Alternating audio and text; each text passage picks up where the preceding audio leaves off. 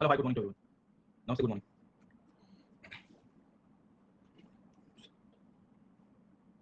Yes sir good morning. सुप्रभात।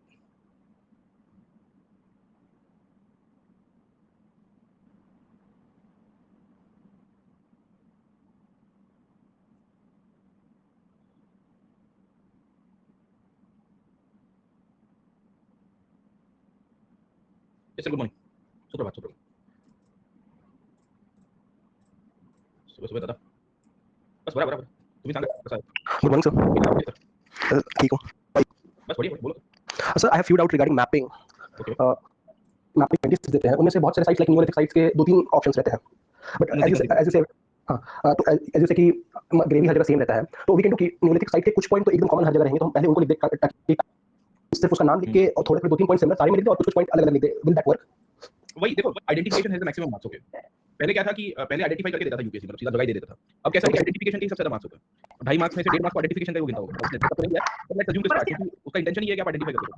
तो the moment you identify आपका 50% काम तो वहां पे खत्म हो जाएगा। उसके बाद वो साइट के जनरल फीचर्स और स्पेसिफिक फीचर्स जैसे आपने बताया दोनों को मिक्स करना पड़ेगा, क्योंकि एब्सोल्युटली पिन पॉइंट करके शायद तक आपको उसकी हर एक डिटेल याद ना हो, पर आपको न्यूलिथिक की ओवरऑल तो पता है ना। समझे जैसे Yes, sir. बुरजाम था, तो बुरजाम में Yes, sir. स्पेसिफिसिटी है कि भाई वहां वो पिट हाउसिंग आपको मिल जाता है, बरियल्स मिल जाता है, राइस कल्टीवेशन मिल जाता है, मीसोलिथिक से कन्वर्ट नहीं हुई थी, stone Yes, tool sir. Obvious है सर। ओके ये 5-7 पॉइंट ऐसे हैं जो सबसे प्रोमिनेंट है बुरजाम के लिए। दूसरा लिखोगे 50 वर्ड तो हो ही जाएगा दोस्त।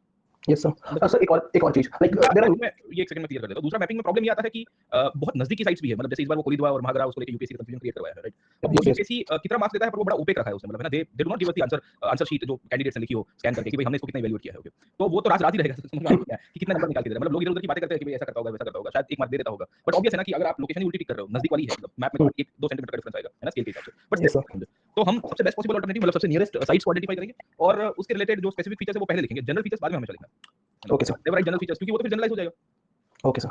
सर एक चीज और like mapping में तो there are multiple sites, thousands of sites are there. So is there any way कि we can identify कि अच्छा this 50 sites probably important है इस नहीं वैसा नहीं, कुछ भी नहीं। इस बार का मैपिंग देख लो, कहाँ की 5-6 साइट तो ऐसी आई है जो कभी किसी कोई किताब में नहीं है, ना ओपिनियन मैम की बुक में है, ना किसी की नोट्स के अंदर है, ना कहीं थियोरेटिकली पढ़ती है तो भी तो 4-5 साइट ऐसी आएगी जो यूपीएससी से निकाल।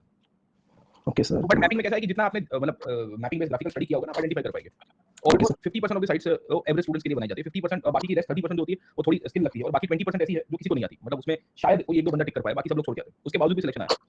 Okay, sir. Intention is to get the selection, right. तो Yes, आपके sir. लिए 3 साइट्स आपकी नहीं आ गई या 4 साइट्स नहीं है तो 10 मार्क का मैपिंग है आपका, है ना? पर 40 मार्क का तो ढंग का रहा ना, मतलब आपने 250 में से 240 मार्क्स का अटेम्प्ट किया ना। Hmm. बाकी कंपल्सरी क्वेश्चन और वो सब तो आपने करना ही है, क्वेश्चन नंबर 5 है और अदर ऑप्शंस के अंदर आपको चूज करने के लिए। Yes, sir. समझे?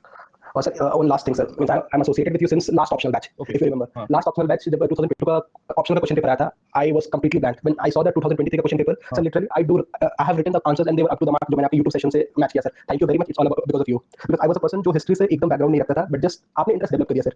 For that, thank you. चलिए कोई बात नहीं, एंड ऑल द बेस्ट। और तैयारी चालू रखो रहना, क्योंकि फर्स्ट ईयर होगा तो शायद तक आपको ब्लैंक लग गया होगा, पर 23 का पेपर देखा तो आपको समझ में आया कि नहीं अटेम्प्टेबल है। देखो कोई भी I have subject written answers for that. Well, I have personally written answers. Okay I feel आपको realize हो जाता है ना, you have come a long way. So उसके बाद आपका YouTube session से मैंने point match किया, okay, I was going in the right direction. So okay okay good, sir. नहीं And चलिए just because of you, नहीं well, तैयारी thank you, चालू sir. रखो और अगले साल हमें सिलेक्शन लाना है। एकदम sir, we'll meet at Ahmedabad. या चलो Thank you, sir. चलिए भाई लोग, है ना। सर वर्ल्ड हिस्ट्री फ्यूडलिज्म से बिगिन करता है रेनेसांस से। भाई वर्ल्ड हिस्ट्री शुरू होता है एनलाइटनमेंट से, सर है ना, समझे। पिछले क्लास के अंदर भी मैंने आपको बताया था, आपका सिलेबस एनलाइटनमेंट से शुरू होता है, पर एनलाइटनमेंट का जो बैकग्राउंड है या उसकी लिंकेजेस है वो रेनेसांस और फ्यूडलिज्म सबके साथ लिंक अप होती है, समझे। So the problem is that कि enlightenment is the 18th century, मतलब आपका सिलेबस में स्पेसिफिकली 18th सेंचुरी एनलाइटनमेंट लिखा हुआ है ना। आप अगर आप मेन का सिलेबस उठा के देखोगे, बट हमें उसकी लिंकेजेस तो पीछे निकालनी पड़ेगी ना सर। ओके तो आप पढ़ना एनलाइटनमेंट से करो, बट जब मैं पढ़ाऊंगा तो मैं आपको पीछे 1 आध घंटा 2 घंटा पहला सेशन में तो ओपन एंडेड डिस्कशन होगा रेनेसांस और उससे रिलेटेड, तो कवर हो जाएगा सर, दिक्कत नहीं आएगी, है ना, समझे। चलिए सर, है ना, तो अपन थोड़ा आगे चलते हैं। एंड हम लोग बात कर रहे थे सर आप एक हैंड ज्वाइन का क्लास लीजिए, है ना, समझे। एक हैंड जोड़े का, एक हैंड जोड़ने का क्लास मतलब क्या है, मतलब क्या कहना क्या चाहते हैं। हाँ भाई, अरे दादा तुम इंग्लिश में टाइप करते सर। भाई शुभम बड़ा भारी पड़ जाता है सर मैपिंग का ना सर। हम मैपिंग का तो लेने वाला हूँ इस बार सर, ठीक है। इस बार के मैपिंग के लिए लेने वाला हूँ यार, 2 दिन तो दे दो मेरे को सर। अभी स्पेशल क्लास का सीरीज अभी शुरू करेंगे ना, 3-4 क्लासेस 4-5 घंटे स्पेशल क्लास में करवाने हैं, ठीक है। तो थोड़ा इधर उधर का टाइम तो दो सर, अभी तो सेशन शुरू किया हमने। चलिए सर, ओके तो अपन शुरू करते हैं and let us start with early medieval India. तो हम बेसिकली लास्ट फेज में थे और with respect to last phase 600 to 750 हमने खत्म किया, 750 टू 1000 खत्म किया और 1000 से लेकर 1200 तक का पीरियड खत्म किया सर, ठीक है ना, समझे। तो we were discussing in this phase of history where we were talking about how the foreign invasion had taken place. Foreign invasion को तो पूरा नहीं देखा था हमने, पर हमने खाली ओवरव्यू दिया था कि कैसे गजनी आएगा और उसके बाद घोरी भारत के अंदर आता है। विल आल्सो सी कि इस पीरियड के अंदर राजपूत हिस्ट्री की क्या कहानी रहती है और राजपूत टर्म कहां से आया, उसकी इर्द-गिर्द जो डिबेट है वो भी हमने समझने की कोशिश की। हमने ये भी देखा कि कैसे रीजनल डायनेस्टीज निकल के आती है। रीजनल डायनेस्टीज के पॉइंट ऑफ व्यू से हमने नॉर्थ इंडिया की रीजनल डायनेस्टीज को देखा था और एक कंपैरेटिव सवाल देखा था सर, है ना, समझे। और बताने की कोशिश की थी कि एनालाइज द पीरियड बिटवीन 700 और analyse the period between 1000 to 1200 and how different it was with respect to the regional spheres of this country, okay. कि भारत के अंदर जो रीजनल एरियाज जो है या रीजनलाइजेशन जिस तरह से हुआ है, उसमें क्या-क्या चीजें हमको यहां से मिलती है सर, ठीक है, समझे। तो उसके कॉन्टेक्स्ट के अंदर हमने समझने की कोशिश की थी कि भाई how things were taking places and we were discussing about regional dynasties. ये रीजनल डायनेस्टीज के पॉइंट ऑफ व्यू से हमने चर्चा की with reference to the Solankis and Parmar and the Tomar, है ना, समझे। और उसके बाद फिर आगे चलेंगे उसके अंदर से सर, ठीक है। तो आज से मैं स्टार्ट करूँ फर्स्ट क्लास से 80 फर्स्ट क्लास ऑप्शनल। विश्वास आई रिवर्ट यू बैक, आप शुरू कर दो सर, मैं समझा। I just saw your message, कल शाम को मैंने लेट नाइट देखा था। आई रिवर्ट यू बैक ना। You can start with your preparation now, okay ना। क्योंकि मीडिएवल इंडिया जो है वो कल से शुरू हो जाएगा, मतलब प्रॉपर कल से शुरू हो जाएगा सर। सो आगे की जो कहानी है ना सर, ठीक है ना, मुझे हिस्ट्री ऑप्शनल पेपर स्टार्ट करना है पेपर 2 से, और अगर पेपर 1 से स्टार्ट करूँ सिस्टम आपके लाइफ स्टार्ट करना है। तो आप ना मीडिएवल इंडिया जो है विश्वास को लाइव शुरू कर दो, है ना। एंड बाकी एंशिएंट इंडिया है वो रिकॉर्डेड शुरू कर दो, ओके। पेपर 2 शुरू होने में अभी 2 महीना और लगेगा, मतलब पकड़ के चलिए दिसंबर में शुरू होगा सर ना, अक्टूबर नवंबर अभी पूरा हमारा इसी में जाएगा। तो आई डोंट वांट कि भाई आप उसके अंदर क्या कह सकते हो कि वेट करिए सर, समझे। मीडिएवल के लिए मैंने आपको जेल मेहता या सतीश चंद्र की बुक के बारे में सजेस्ट किया था। आई हैड सजेस्टेड कि आप जेल मेहता साहब की बुक ले लो या सतीश चंद्र साहब की बुक ले लो। जेल मेहता इज मोर प्रेफरेबल क्योंकि ज्यादा एनालिटिकल है। पॉलिटिकल हिस्ट्री उसमें थोड़ा कंपैरेटिवली लोड कम है, उसमें भी है नो डाउट सर, ओके। और तीसरी कहानी जेल मेहता के अंदर ये है कि उसमें कल्चर का पार्ट अच्छा कवर हो जाता है सर, ओके। क्योंकि मीडिएवल इंडियन हिस्ट्री से जो कल्चरल पार्ट है, जहां से आपको यूपीएससी ने भर भर के सवाल पूछे हैं, तो उसमें 3 वॉल्यूम्स है, volume 1 2 3 sir, okay. Satish Chandra साहब की 2 ही वॉल्यूम है, उसमें भी कल्चर आता है, ऐसा नहीं कि कल्चर नहीं आता है। बट देन मेहता साहब के अंदर थोड़ा अच्छा मुझे लगा कि इट्स मोर रिलेटेबल। और फिर जैसे अपने उपिंदर सिंह मैम की बुक जो है वो क्लास के साथ अलाइन हो गई है, तो वैसे ही जेल मेहता साहब की बुक भी आपको क्लास के साथ अलाइन मिलेगी सर, क्योंकि मेरा जो प्राइमरी नोट मेकिंग का कंसर्न है वो वहां से नॉर्मली बनता था सर, ठीक है, बनता था, मतलब अभी भी मैं उसको रेफर करता हूं सर, समझे। So it actually helps overall in the understanding as well, okay. तो हम वापस आते हैं एंड समझने की कोशिश करते हैं विद रेफरेंस टू कि what is happening in the early medieval part sir, okay. अब देखिए अर्ली मिडिवल पार्ट के पॉइंट ऑफ व्यू से हमने समझने की कोशिश की कि कैसे अलग-अलग डायनेस्टीज का ग्रोथ हो रहा है, और हमने ये भी समझने की कोशिश की कि how different dynasties are actually like no developing at the time, okay. इसमें बंगाल में सेना डायनेस्टी आपको देखने को मिलती है, contemporary to that will see कि आपको नीचे यादव डायनेस्टी देखने को मिलेगी, यादव के साथ-साथ हमें ये भी देखने को मिल रहा है कि काकटियाज मिल गए थे, and simultaneously will also see कि होयसाल डायनेस्टी आपको मिलेगी। तो एक से अधिक प्रकार की डायनेस्टी जब आपको रीजनल डायनेस्टीज के अंदर से आपको मिलती है सर, ठीक है। तो ये पीरियड को रीजनलाइजेशन के रूप में कहा है, काफी लोगों ने रीजनलाइजेशन को क्रिटिसाइज करते हुए ये बताने की कोशिश की कि भाई देखो रीजनलाइजेशन होने के कारण पॉलिटिकल इंटीग्रिटी या पॉलिटिकल यूनिटी नहीं रही, बट ओवरऑल डेवलपमेंट तो चलता ही रहा सर, ठीक है ना। ये डेवलपमेंट हमको कल्चरल सेंट्रिक चाहिए, है ना, और कल्चरल सेंट्रिक डेवलपमेंट के पॉइंट ऑफ व्यू से अभी भी कम टू नो कि और भी चीजें इसके अंदर से बन के आएगी सर, ठीक है ना, समझे। तो we were discussing about the development related to culture, and with respect to the development related to culture we had also seen this part. जब हम लोग अब थोड़ा सेना के ऊपर थोड़ा डिस्कस कर लेते हैं, यादवास के ऊपर डिस्कस कर लेते हैं, होयसाल के ऊपर थोड़ा बहुत देख लेते हैं कि उनका सिग्निफिकेंस क्या था and why they were seen as a very prominent dynasty who contributed to the art and culture of that time sir, समझे। तो सीधा स्लाइड से ही आपको लोड करके समझाता हूं सर, है ना, और बीच-बीच में हम लोग इसको क्या कह सकते हैं कि ओपन एंडेड कर देंगे, मतलब डिस्कशन के पॉइंट ऑफ व्यू से। तो जैसे हमने कल राजपूत पीरियड में फ्लो चार्ट बनाया था, वैसे फ्लो चार्ट यहां बना देंगे और देखेंगे कि भाई इन चार डायनेस्टीज के द्वारा क्या किस प्रकार का योगदान था sir. Just a second I load the file, क्योंकि हमको यहां से एक्सट्रैक्शन ही आना चाहिए, और एक्सट्रैक्शन के पॉइंट ऑफ व्यू से जैसे टेंपल्स की बात कर देते हैं अभी सर, ओके, रीजनल डायनेस्टी में तो हमने बेसिकली जैसे राजपूत डायनेस्टी का रीजनलाइजेशन देखा, वैसे इनका भी रीजनलाइजेशन थोड़ा बहुत देखेंगे सर, ठीक है, समझे। अब देखिए कि when we try to understand the provincial kingdoms of the regional parts of this country, the Palas in Bengal were replaced by the Sena dynasty sir, समझे। तो कहानी हमको ये देखने को मिलती है कि जो अर्ली मिडियल इंडिया के अंदर पाल डायनेस्टी हुआ करती थी, खास करके 750 1000 या 1100 के बाद के पीरियड के अंदर सर, ओके, वहां हमको अब इनका रिप्लेसमेंट मिलेगा सेनास के द्वारा सर, ठीक है, समझे। तो Senas of Bengal emerged in the eastern part of the country sir by 1100, okay, and they will be like no running the show for almost next 990 years, okay, 80 90 years, okay. But 1190 के बाद तो फाइनली इनका decline हो जाता है और पूरी की पूरी बच जाएगी सर, ओके। तो हमें उसकी बैकग्राउंड पता होनी चाहिए कि how the regional dynasties were working at that time sir, ठीक है, समझ गए। ओके, तो करीबन 1097 का या 1090 के आसपास का पीरियड था जब ये निकल के आए, और ये 1220 तक ही रहते हैं, तो करीबन 100 120 साल तक इनका टाइम पीरियड आपको यहां से मिलता है सर, ठीक है, समझे। And we will come to know कि इनका भी ओरिजिन जो था वो बंगाल से नहीं था, but as a part of the samanta system they actually migrated to Bengal from the southern part of the Deccan part of the country sir, समझे। तो इस तरह से इनकी शुरुआत होती है और ग्रेजुअल सेंस के अंदर हमें पता चला कि सेना वंश का ओरिजिन हुआ। देखिए सेना के पॉइंट ऑफ व्यू से कल्चरल हिस्ट्री में हमें क्या-क्या चीजें पता होनी चाहिए सर, है ना। तो पहले फ्लो चार्ट ही कर लेते हैं, तो फ्लो चार्ट से हमको समझ में आएगा सर, ठीक है। तो रीजनल डायनेस्टीज के पॉइंट ऑफ व्यू से जब हम लोग बाकी सारे रीजनल्स देखेंगे अदर देन राजपूत डायनेस्टीज, तो आपको पहले कल्चरल इंपोर्टेंस पता होनी चाहिए, और कल्चरल सिग्निफिकेंस के पॉइंट ऑफ व्यू से we should be aware about the story line with respect to literature and the language sir, ठीक है, समझे। अब देखिए मैंने आपको बताया था कि this is also the period where the regional languages are coming up, this is also the period where the literary traditions are also developing sir, है ना, कि साहित्य का भी विकास होने की शुरुआत हो रही है, नया प्रकार का लैंग्वेजेस बनने की भी शुरुआत होगी सर, ठीक है, समझे। So over period of time we will see कि लिटरेचर का डेवलपमेंट हुआ। दूसरी चीज हमको कल्चरल सिग्निफिकेंस के अंदर देखने को मिलता है वो है नई कैपिटल सीट्स के रूप में सर, है ना, समझे। तो new new Capitals will also be developed sir, ठीक है, समझे। एंड साइमल्टेनियसली अदर एक्टिविटीज के अंदर भी आपको डेवलपमेंट मिलता रहेगा सर, ठीक है। अब इसमें जैसे पाल डायनेस्टी के ऊपर हम लोग एग्जांपल के रूप में लिख सकते हैं कि पाल पीरियड के पाल सेना डायनेस्टी के अंदर हम लोग लिखने की कोशिश करेंगे कि what is the significance, okay. तो सेनास के समय तक आते आते तो बंगाली लिटरेचर का ग्रोथ होने की शुरुआत हुई थी। अब देखिए बंगाली लिटरेचर का ग्रोथ एक्चुअली पाल पीरियड से ही होना शुरू हो गया था, and when you try to understand the Pal period there was a literature called Charyapad, है ना, Charyapad was actually written by the Buddhist scholars belonging to the Pal dynasty sir, है ना, समझे। तब से ही हमको यहां से देखने को मिलता है कि बंगाली लिटरेचर का डेवलपमेंट हुआ था। बंगाली के साथ साथ इस पीरियड के अंदर संस्कृत लिटरेचर का भी आपको ग्रोथ देखने को मिलता है, ऐसा नहीं था कि पूरी तरह से अभी भी कम टू नो कि जो फाउंडेशन है एक ही भाषा के अंदर आपको मिलेगा सर, ठीक है, very important, okay. We will also find over period of time there will multiple books that were compiled, okay. अब संस्कृत लिटरेचर की बात करेंगे तो खास करके हमारे लिए जयदेव जैसे स्कॉलर्स आपको मिलते हैं सर, ठीक है, समझे। जयदेव ने किताब लिखी थी गीत गोविंदा सर, ठीक है, समझे। Geet Govinda was a book that was mainly related to the bhakti movement sir, है ना। तो ये कृष्ण भक्ति को दर्शाता है, और इससे ही हमको समझ में आ रहा है कि कल्चरल पॉइंट ऑफ व्यू से कितनी सिग्निफिकेंट आपको यहां से मिलती है सर, ठीक है, वेरी इंपॉर्टेंट, ओके। इसके सिवाय वी विल आल्सो फाइंड कि हमको इस दौर के अंदर बहुत सारी लोकल लिटरेचर और राजा की इडियोलॉजीज देखने को मिलती है सर, ठीक है, समझे। जैसे एक ऑथर थे श्री हर्षा सर, ठीक है ना। श्री हर्षा बिलोंगिंग टू सेना पीरियड ओनली सर, ठीक है, और इन्होंने विजय प्रशस्ति लिखी थी सर, ठीक है ना। विजय प्रशस्ति का मतलब क्या है कि राजा के लिए गुणगान गाए थे सर, ठीक है, समझे। So we will come to know कि इडियोलॉजी के पॉइंट ऑफ व्यू से विजय सेन करके एक राजा थे, Vijay Sen was one of the co-founders of the Sena dynasty, तो उनकी आपको यहां से बहुत प्रोमिनेंट डेवलपमेंट मिलेगी सर, ठीक है, समझे, वेरी इंपॉर्टेंट, ओके। इसके सिवाय वी विल सी कि there were multiple authors and poets who were we will see कि living at that time sir, ठीक है, समझे। नहीं, ये सब संस्कृत के अंदर ज्यादातर आपको मिलती है। बंगाली लिटरेचर में लोकल लिटरेचर आपको मिलेगा सर, ठीक है, समझे। लोकल ऑथर्स यहां पे लिखा करते थे सर, ठीक है। इसके सिवाय आपको संस्कृत लिटरेचर में और लोकल ऑथर्स के रूप में नाम मिलेंगे। एक है उमापति धार करके सर, ठीक है, समझे। तो he was also an author belonging to the Pal period who had contributed to the literary traditions, okay. तो सेना की हिस्ट्री में ये रहा है कि सेना पीरियड के अंदर हमारे पास ठीक-ठाक कल्चरल डेवलपमेंट मिलता है। इनफैक्ट सेना की खासियत हमको ये भी देखने को मिलती है कि they were also the ones who had revived the Hindu practices in Bengal sir, ठीक है, समझे। अब आप देखिए कि कल्चर के पॉइंट ऑफ व्यू से सेना का इंपोर्टेंस क्यों हम लोग इतना सिग्निफिकेंस लिखते हैं सर, ठीक है, समझे। तो रिवाइवल ऑफ हिंदुइज्म की कहानी इसके अंदर जोड़ेंगे। क्यों? क्योंकि पाल पीरियड कैसा था, बुद्धिस्ट पीरियड था sir, okay. So because the Pal period was mainly Buddhist, okay ना, we will come to know कि इसमें बुद्धिज्म का इन्फ्लुएंस ज्यादा मिला सर, ओके।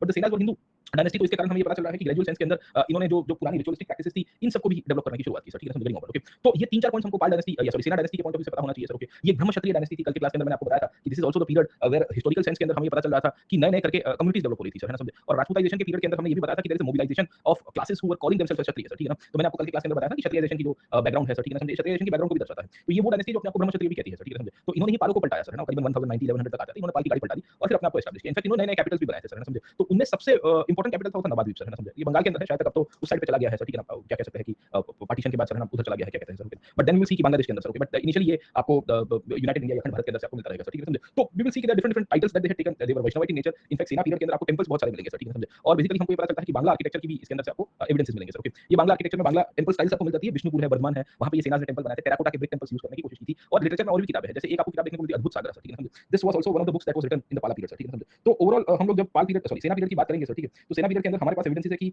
रिवाइवल भी हुआ है, और साथों साथ हम ये भी कह सकते हैं कि काफी सारा कल्चरल कंट्रीब्यूशन भी हमको यहाँ से मिलेगा, और वैष्णविज्म का बहुत ग्रोथ हुआ सर, ठीक है। लास्ट लिखना है तो जो वैष्णवाइट भक्ति मूवमेंट है सर, ठीक है समझे, उसका ग्रोथ होगा, और वैष्णविज्म के ग्रोथ होने के कारण ये जो बांग्ला आर्किटेक्चर है इसमें विष्णु जी के टेंपल्स बहुत देखने को मिलते हैं सर, ठीक है समझे। तो ये बांग्ला रूफ का यूज करना, इसके अंदर स्पेसिफिक स्टाइल्स का डेवलपमेंट करना, ये सब कुछ सेना के द्वारा आपको मिलेगा सर, ठीक है समझे। बट होता क्या है over period of time we will see that ये सेना डायनेस्टी के ऊपर बख्तियार खिलजी ने आक्रमण किया, करीबन 1200 के आसपास की कहानी है, और उसके बाद इनकी गाड़ी पलट गई सर, है ना समझे। तो वी विल सी कि व्हाट हैपेंड इज दैट कि when the Senas were ruling over Bengal, Bakhtiyar Khilji entered Bengal, और बख्तियार खिलजी व्यापारी बन के आया था, और उसने फिर ये लक्ष्मण सेन करके एक राजा था, उसकी गाड़ी पलटा दी, उसको कहा कि तुम क्या करोगे सर, ठीक है समझे। So this is the famous we can say temples जो पुरुलिया के अंदर आपको मिल जाते हैं, और they are basically sub styles of Nagara only. Sub styles of Nagara का मतलब ये है कि नगर स्टाइल ही थी, पर बंगाल में थोड़ी अलग तरह से आपको मिलेगी सर, ठीक है समझ गए। ओके, तो इनिशियली पाल पीरियड के अंदर बने, पर पाल में ज्यादा टेंपल्स नहीं थे सर। बाकी फिर सेना डायनेस्टी के अंदर 11 से लेकर 13 सेंचुरी के अंदर बनते हैं, ये सब बंग शैली के मंदिर आपको मिलेंगे। बंग शैली का मतलब बेसिकली बंगाल के लिए ये शब्द यूज किया गया है सर, ओके। और इसके और उड़ीसा के टेंपल्स बहुत आपको सिमिलर मिल जाएंगे सर, समझे। तो वी विल सी कि गीत गोविंदा लिखी जाती है, फिर मैंने आपको विल सी कि एक दोही करके ऑथर हुआ करते थे, वो आपको यहाँ से मिलते हैं। हरयूत करके ऑथर थे, उन्होंने अद्भुत सागर करके किताब लिखी, मतलब multiple books that were written sir, समझे। इनफैक्ट ये जो अद्भुत सागर है ना, ये शुरू लक्ष्मण सेन ने किया था, उसको कंक्लूड किया गया था उसके मिनिस्टर के द्वारा सर, ओके। तो वी विल सी कि multiple literary traditions were taking place. In fact Lakshman Sen was one of the most prominent king, जिसने कन्नौज तक भी अपना एक्सपेंशन किया था सर, समझे। तो ऐसा कहते हैं कि पाल डायनेस्टी के बाद सर है ना कोई एक ऐसा मजबूत राजा आया इनके डायनेस्टी में, तो लक्ष्मण सेन ही था, और लक्ष्मण सेन को खिलजी भगा देगा सर, समझे। तो ये पूरी कहानी इसके अंदर से आपको मिलती रहती है, बहुत सारी किताबें इस पीरियड के अंदर मिलती है, और we will come to know about what do we see about the capitals, okay ना। ये कैपिटल्स में पहले नवाद्वीप नहीं था, नवाद्वीप से पहले भी विक्रमपुरा करके कैपिटल था, विक्रमपुरा विजयपुरा, तो तीन चार कैपिटल्स इनके अंदर से मिल जाते हैं। इनके कोर्ट पोएट्स की कहानी आपको पता चलेगी सर, है ना। तो उमापति धार के बारे में मैंने आपको बताया, जिन्होंने इनकी ओरिजिन के बारे में लिखी। तो एक इंस्क्रिप्शन मिला है जिसका नाम है देवरा इंस्क्रिप्शन। देवरा इंस्क्रिप्शन की खासियत ये है कि it talks about the origin of the सेना, है ना। तो ऐसा कहते हैं कि ये जो है ये कर्नाटक से बिलोंग करते थे sir, okay. Later on they migrated towards Bengal, और सामंत सेन नाम ही है राजा का सर, है ना। तो सामंत के रूप में आया होगा, and then he would have established himself, okay. तो ये ईस्टर्न पार्ट के अंदर हमको कहानी पता होनी चाहिए कि कैसे डेवलपमेंट हुआ with respect to the dynasties of the Senas, okay ना। अब सेनास के कंटेम्परेरी में ही अगर आप देखोगे तो उड़ीसा के अंदर आपको गंगा वंश भी मिलेगा सर, है ना, समझे। तो we will come to know कि ये गंगा डायनेस्टी है, उड़ीसा के अंदर निकल के आई थी सर, है ना। इसको ईस्टर्न गंगा कहते हैं। ये भी करीबन 11th सेंचुरी के अंदर ही प्रोमिनेंस में आया सर, समझ गए, ओके। और 11 से लेके over period of time we will see कि 14 15 सेंचुरी तक ये ट्रांजिशन रहेंगे। लेटर ऑन फिर गंगा को हटा के गजपतीज आएंगे सर। गजपतीज बेसिकली मिडिवल इंडिया में प्रॉपर थे, जिन्होंने पोर्चुगीज के साथ और अंग्रेजों के साथ राब्ता किया। तो आपको अगर आपको यूपीएससी ने 2 साल पहले पीटी के अंदर पूछा था कि the English established the first factory in eastern India with the help of the Gajapatis, है ना। गजपतीज का सहारा लेके अंग्रेजों ने बेसिकली ये कोची में या कोची में नहीं था, बट आई गेस उड़ीसा के अंदर ऐसा कुछ सवाल पूछ दिया था। तो गजपतीज बहुत बाद में आए थे सर, ठीक है। गजपतीज 1540 तक आते थे, डिक्लाइन में चले गए, और गजपतीज की कॉन्फ्लिक्ट जो है वो इनकी विजयनगर के साथ हुई थी सर, क्योंकि विजयनगर एक्सपांड हो रहा था सर, ओके। गंगा डायनेस्टी जो है वी विल सी कि उड़ीसा में करीबन 11th सेंचुरी के अंदर आई। ये भी ईस्टर्न गंगा कहते हैं अपने आप को सर, ठीक है। ईस्टर्न गंगा क्यों? क्योंकि इनकी भी कहानी है कि ये ओरिजिनली बिलोंग करते थे कर्नाटक से। मैसूर में बेसिकली वी विल सी कि वेस्टर्न गंगा डायनेस्टी हुआ करती थी, जो क्या कह सकते हैं कि गुप्ता पीरियड से एग्जिस्ट करते हुए आपको मिलेगी सर, ठीक है, समझे। तो ओवर पीरियड ऑफ टाइम इनकी कहानी आपको मिलती है sir, getting okay. So the original dynasty was established in the southern part, है ना, समझे, somewhere in the Karnataka region sir, है ना। But then we will see कि they had migrated, okay. In fact the Gangas of the early day were having matrimonial relation with the Cholas and the Chalukyas as well, है ना। ये Ganga dynasty तो मूल तो south की थी सर, समझे। तो ऑब्वियस है कि they had carried out the South Indian culture to Orissa sir, समझे, गेटिंग ओके। तो इनकी खासियत ये है कि because there is a migration and the Gangas had relations with the Chalukyas and they had relation with the Cholas as well sir, okay. तो इनके बीच में मैट्रिमोनियल टाइज और बाकी सारी चीजें आपको मिलेगी। तो व्हेन दे माइग्रेटेड तो इनकी खासियत ये है कि इन्होंने साउथ के बहुत सारे कल्चर को over period of time we will see कि उड़ीसा के अंदर लेके गए थे सर, समझे। तो उड़ीसा की कहानी आपको ये मिलती है कि Orissa was disintegrated before the Gangas entered sir, okay. तो उड़ीसा में ऐसा हुआ कि कोई स्टेबिलिटी उतनी थी नहीं सर, है ना, समझे। और मूलतः से 3 प्रदेश थे सर, है ना। एक उत्कल प्रदेश था, एक कलिंग प्रदेश था, and there was one more area sir, है ना। तो उड़ीसा के नाम से पहचानते थे। तो one was Utkal, second was Kalinga, and there was one more area. ये 3 प्रदेशों को इकट्ठा किया गया था by the Ganga sir, and finally they were able to establish themself. तो इसमें एक राजा आया जिसका नाम था अनंत वर्मन सर, ओके। अनंत वर्मन ने अपने आप को टाइटल दिया त्रिकलिंगनाथपति। त्रिकलिंग का मतलब कलिंग के तीनों एरियाज को मैंने जीता सर, है ना, समझे। तो हम तीसरा एरिया यहां स्लाइड में कहीं पे लिखा होगा सर, ठीक है ना। ये रुको, let me come back, okay. तो वी विल सी दैट हां, ये त्रिकलिंगनाथपति कहता है सर, ठीक है। So there were 3 areas and the 3 areas were basically united by themselves, okay. तो over period of time Anant Varman के समय से शुरू हुआ। अनंत वर्मन के समय पे Orissa style of temple architecture की आपको डेवलपमेंट मिलेगी सर, ठीक है ना, समझे। इनके द्वारा भी नए आर्किटेक्चर बनते हैं, इनके द्वारा भी नया कैपिटल बनता है सर, ठीक है ना, समझे। तो वी विल सी कि आंध्र प्रदेश में इनका कैपिटल था, क्योंकि पहले तो यूनाइटेड आंध्र और उड़ीसा सब बॉर्डर्स में ही था सर, ओके। तो नाम था Kalinga Nagar, but it was located in the modern Andhra Pradesh sir, समझे। तो इसके समय पे फिर टेंपल्स बने, टेंपल्स के अंदर आपको जगन्नाथ टेंपल मिलता है, फिर सन टेंपल बनता है, और भी टेंपल्स आपको मिलते रहेंगे सर, ठीक है ना, समझे। तो what do we see over here कि they continue to rule from almost, क्योंकि अनंत वर्मन जो था वो तो 11th सेंचुरी में आया था, 1080 के आसपास का पीरियड है when he had established himself, okay ना। और 11 से लेके करीबन 15 सेंचुरी तक ये लोग रूल करते हैं सर, है ना, समझे। तो हमें पता चलता है कि इस दौर के अंदर भी कंटीन्यूअसली कल्चरल डेवलपमेंट चलता रहा, आर्किटेक्चर का डेवलपमेंट चलता रहा, लिटरेचर का डेवलपमेंट हमको यहाँ से मिलता रहेगा सर, ठीक है ना, समझे। सो कंटीन्यूअस पॉइंट ऑफ व्यू से व्हेन वी सी उड़ीसा के अंदर भी आपको रीजनलाइजेशन मिलता है। ये रीजनलाइजेशन में लिटरेचर भी आपको मिल जाएगा और आर्किटेक्चर भी मिल जाएगा सर, ठीक है ना, समझे। आर्किटेक्चर के पॉइंट ऑफ व्यू से जब हम लोग बात करेंगे तो आपको सन टेंपल मिलता है सर, है ना। ये भी नगर स्टाइल का ही सब स्टाइल था सर, है ना, समझे। इनफैक्ट ये उड़ीसा स्टाइल ऑफ आर्किटेक्चर, या we will come to know कि it's a subschool of Nagar style. और खासियत ये है कि ये सबस्कूल के रूप में it is different from the Khajuraho architecture sir, है ना, समझे। मतलब आप अगर जब हम लोग गंगास की बात करेंगे, है ना, ईस्टर्न गंगास की बात करेंगे और उड़ीसा की बात करेंगे सर, ठीक है ना, समझे। तो हमें 3-4 चीजें पता उसके अंदर से होनी चाहिए सर। पहली चीज हमको ये पता होना चाहिए कि लिटरेचर और लिंग्विस्टिक पॉइंट ऑफ व्यू से एक उड़ीसी लैंग्वेज का डेवलपमेंट होना सर, ठीक है ना, समझे। अब उड़ीसी लैंग्वेज में कोई प्रॉपर बुक का नाम अभी यहाँ नहीं याद आ रहा है, but most of the Gajapati के समय पे और डेवलपमेंट होगा, पर ये फाउंडेशन होना शुरू हो गया था सर, ओके। तो रीजनलाइजेशन हम लोग देख सकते हैं कि this dynasty started patronising the Odia language, okay ना, समझे। तो ट्रांजिशन होने की शुरुआत हो रही है सर, ओके। दूसरी कहानी हमको देखने को मिलती है that is with respect to the architecture sir, है ना, समझे। ये आर्किटेक्चर के अंदर वी विल सी कि Kalinga style of temple architecture develop sir, है ना, समझे। तो जैसे नॉर्थ इंडिया में चंडेलों ने अपने स्टाइल बनाए थे, खजुराहो स्टाइल बनाए थे, बंगाल में ये सेनास ने वंग स्टाइल बनाया है सर, ठीक है। वैसे सेम कलिंग स्टाइल बना। देखो कलिंग स्टाइल की खासियत क्या होती है सर? तो तीन चार चीजें हमें इसके अंदर से डिफरेंशिएट पता होनी चाहिए। सब स्कूल ऑफ नगर है ना, ये नगर का ही सब टाइप है सर, है ना? समझिए नगर के साथ ही जुड़ा हुआ है, बट नगर से थोड़ा रीजनल वेरिएशन करता है सर। ओके, ये सब स्कूल के अंदर वेलकम टू नो कि कलिंग स्टाइल की एक पहली खासियत होती है कि ये लोग शिखर को देउल के रूप में पहचानते हैं। So they use shikhara but they call it in the form of deul. Deul है स्पेसिफिक शेप्स, ओके ना, उसकी भी स्पेसिफिक टाइप होती है, पीधा देउल, खाखरा देउल, रेखा देउल सर, है ना? समझे? तो उसकी स्ट्रेट लाइन वाला देउल होगा तो उसको रेखा देउल कहते हैं। रेखा इसलिए क्योंकि स्ट्रेट लाइन में है ना सर, ठीक है? तो वी विल सी कि आपने स्कूल में पढ़ा होगा रेखा और किरण सर, ओके, तो वही कहानी आपको यहाँ से भी मिलेगी सर, है ना? समझे? सो वी विल सी कि इन द उड़ीसी स्टाइल एक तो आपको एक रेखा देउल मिलता है सर, ओके, एक है पीधा देउल सर, है ना? तो it's more of a pyramidal shape sir, okay. Khakhara deul आपको एक वॉल्ट टाइप आपको मिल जाएगा सर, है ना? So there are different variations that you find over here sir, okay. Secondly इसके अंदर से ही इसके कॉन्टेक्स्ट में ही जब हम लोग समझने की कोशिश करते हैं तो we will also find that is with reference to the use of girders, okay ना? समझे? इन्होंने आयरन गर्डर्स का यूज बहुत किया था सर, ओके। तो before making the temples in a specific we can say bricks, okay ना, they use girders in a very significant way. Actually होता क्या था कि ये दीवार है मंदिर की सर, ठीक है ना? समझे? अब मंदिर की दीवार के ऊपर इनको ये पूरा बनाना है, क्या कह सकते हैं कि ऊपर का शिखर बनाना है, देउल बनाना है। तो लोड डिस्ट्रीब्यूशन करने के लिए आयरन गर्डर्स का यूज करेंगे। आपने रेलवे स्टेशन पे देखे होंगे सर, ठीक है? आई शेप या एल शेप या टी शेप या सी शेप सर, है ना? समझे? और उसके ऊपर विल कम टू नो कि they used to like put the truss on the top of it, है ना? या डिवाइड करने के लिए सर, ठीक है? तो नॉर्मली क्या होता था कि ये जो गर्डर्स यूज होते थे ना, ये गर्डर्स का बहुत बड़ी मात्रा में उपयोग होने की शुरुआत होती है सर, ठीक है? ये आयरन था, लोहे का बनता था सर, ठीक है ना? बड़ा प्रोमिनेंट था और ये इंजीनियरिंग की स्किल को दर्शाता है सर, ठीक है ना? समझे? So this also shows the development of engineering at that time sir. हम ये भी कहते हैं कि भाई देखो अर्ली मेडिवल पीरियड के अंदर काफी लोगों को ये मानना था कि भाई डिक्लाइन चला गया और ज्यादा कोई डेवलपमेंट नहीं हो रहा है सर, ठीक है? तो डेवलपमेंट नहीं हो रहा है तो इतना सारा कैसे निकल गया सर, ठीक है? How the art forms develop sir, okay. Secondly इनके टेंपल्स की खासियत आपको मिलती है कि जो एक्सटीरियर पार्ट था ना सर, ओके, ये एक्सटीरियर पार्ट को बड़ा डेकोरेटिव करते थे सर, है ना? समझे? But we will come to know कि the interior portions of the temple sir, है ना? समझे? This interior portions will always be plain sir, है ना? समझे? समझे? तो आप मंदिर के अंदर चले जाओगे तो आपको ज्यादा कोई डेकोरेशन नहीं मिलेगा, बाहर की डेकोरेशन बहुत मिलती है सर, ठीक है? इनफैक्ट जो द्वारपालक थे, ये द्वारपालक भी आपको यहाँ से मिलते रहेंगे सर, है ना? इनको मिथुन के रूप में पहचानते हैं। मिथुन बोलते हैं इरोटिक इमेजेस, है ना? समझे? That you will find on the entrance gate, हो गया कभी-कभी गंगा यमुना मिल जाते थे, कभी-कभी नवग्रह मिल जाते थे। एक्चुअली नवग्रह और गंगा यमुना दक्षिण के मंदिरों में बहुत मिलते हैं सर, ठीक है ना? सो 9 प्लैनेट्स आपको मिलेंगे इन the form of human sir, समझे? मतलब गोलाकार के रूप में आपको प्लैनेट नहीं दिखेगा सर, ना इंसानी आकृति के अंदर आपको ये देखने को मिलता है। तो बड़ा प्रोमिनेंट पार्ट है। इनफैक्ट नवग्रहों का उपयोग टेंपल्स के अंदर द्वारपालक के रूप में या कहीं न कहीं एंट्रेंस पे करना ये दर्शाता है कि even astrology as a science had progressed eight that time sir, ना एस्ट्रोलॉजी कितना प्रोग्रेस किया होगा सर, समझे? समझे? हाँ, तो वी विल सी कि दे वर अवेयर अबाउट कि 9 प्लैनेट्स आर देयर। ये 9 प्लैनेट्स अलग-अलग पोजीशंस के ऊपर कहीं न कहीं आपको वी विल सी कि इंपैक्ट करते हैं। अब जो मानता है उसको इंपैक्ट करते हैं, जो नहीं मानता है वो अपना जीवन जीता रहता है, तो वो डिबेटेबल टॉपिक है सर, समझे? सो दोज़ हू बिलीव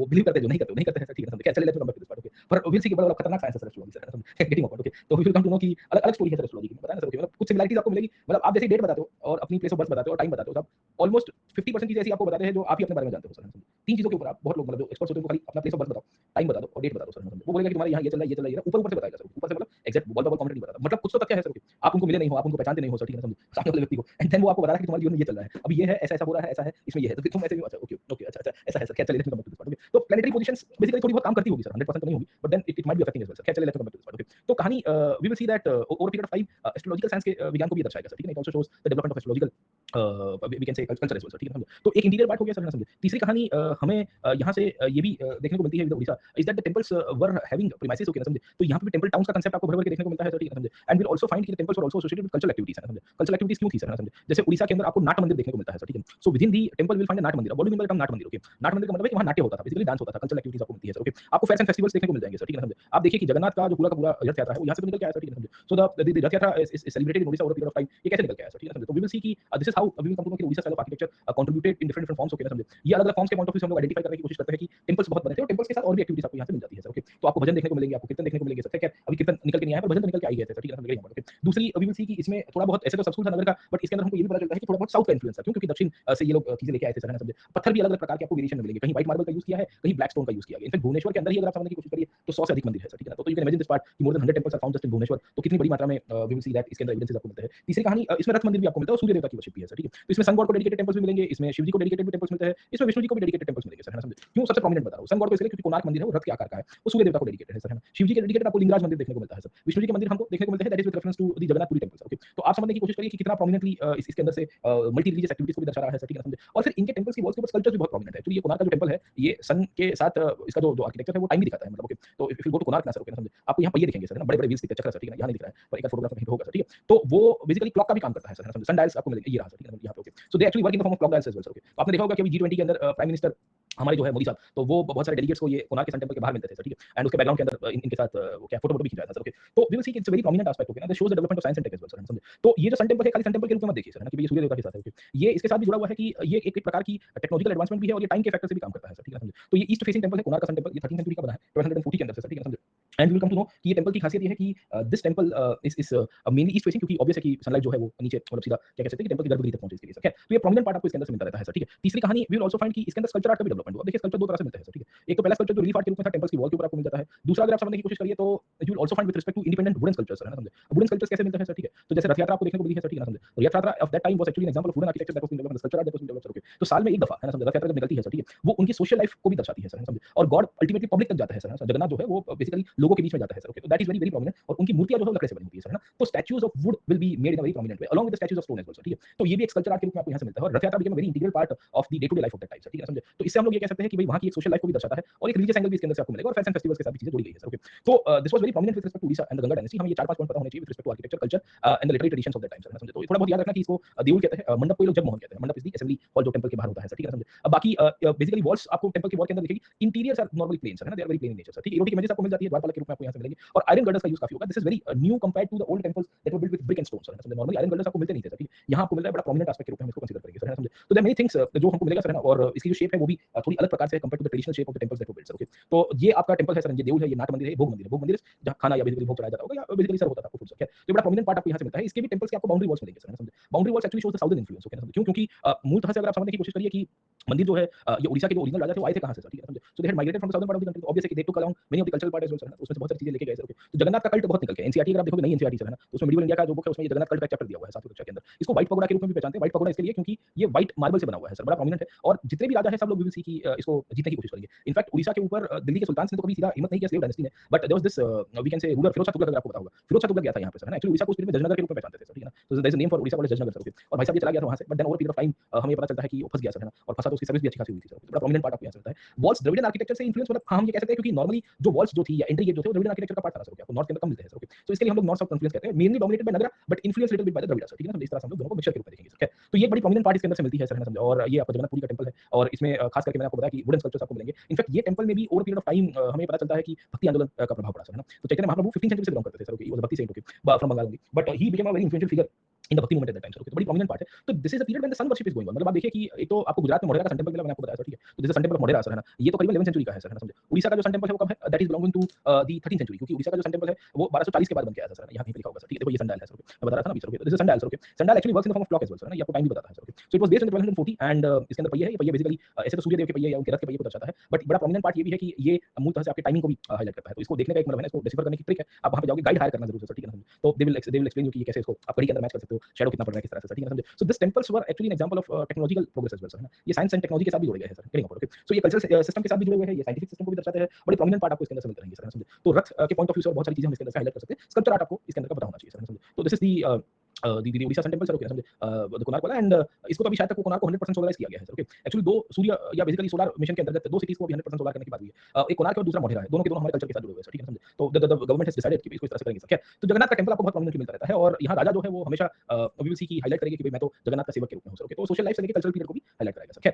तो hopefully you got the picture clear with respect to how the Odisha style develops sir, Odisha style की खासियत क्या हुआ करती थी। इसके सिवाय रीजनल कल्चर्स की जब हम लोग बात करेंगे, when we try to understand the regional cultures of this time, contemporary to that we will also see the Kakatiyas, the Yadavas, the Hoysala dynasty and also the Kalyani Chalukya sir, समझे। मतलब दक्षिण भारत के अंदर अगर आप इस पीरियड के अंदर देखिए तो हमें और भी 4 डायनेस्टीज मिलेगी सर, है ना। तो यहाँ सेना हमको मिल गया सर, ठीक है। ऊपर तो आपकी राजपूत डायनेस्टीज हुआ करते थे, जिनके बारे में हमने देखा कल की क्लास के अंदर सर, ठीक है। दूसरे हमने गंगास को भी खत्म किया, गंगास के पॉइंट ऑफ व्यू से उसका कल्चरल सिग्निफिकेंस देख लिया। तो 3-4-5 पॉइंट हमारे पास होने चाहिए सर, इसके रिलेटेड कुछ भी बातें आपको मिल जाएगी सर, ठीक है। तीसरे हमको यहाँ से मिलेंगे काकटिया सर, है ना, समझे। एंड वी विल सी कि ये sundials shows the development of science and technology. भाई शिवा अभी यहाँ पे लिखा तो है सर, है ना, समझे, कि हम लिख सकते हैं कि this also shows the scientific progress with respect to science and technology sir, है ना। एक पॉइंट इसके अंदर से लिख लो। In fact temples were always seen with respect to scientific advancement. Okay, any kind of architecture that you see वो basically एक प्रकार का टेक्नोलॉजिकल प्रोग्रेस को तो दर्शाता ही है ना सर। ओके, इतने बड़े रथ आकार के मंदिर बनाने से, समझे, उसको रथ के शेप में बनाना सर, ओके, खींच रहा है जुलूस के रूप में सर। ओके, तो आर्किटेक्चर इसको देखो एक कल्पना करना है और उसके बाद उसको, है ना, फ्रेमवर्क में लेके आना बहुत बड़ी डिफरेंशिएशन है सर। तो इंजीनियरिंग के पॉइंट ऑफ व्यू से एक बहुत प्रोमिनेंट अचीवमेंट भी हम लोग इसको करेंगे सर। ओके, आज की तारीख के अंदर हमारे पास सॉफ्टवेयर है और हमारे पास ऑटोकैड है और, है ना, डिजाइन के बहुत सारे स्पेशल सॉफ्टवेयर है। तब क्या हुआ करता था sir. Okay, at that time we were not having anything sir. उसके बावजूद भी अगर आप समझिए तो we were able to like develop so many things. Okay, तो दर्शाता है कि भाई हम बेसिकली, है ना, कुछ ना कुछ यहाँ के बनाने वालों के अंदर था, है ना, ऐसा उनको लगता है कि हम कुछ तूफानी कर सकते हैं सर, क्या। चलिए let's come back to this part. Okay, अब देखिए कि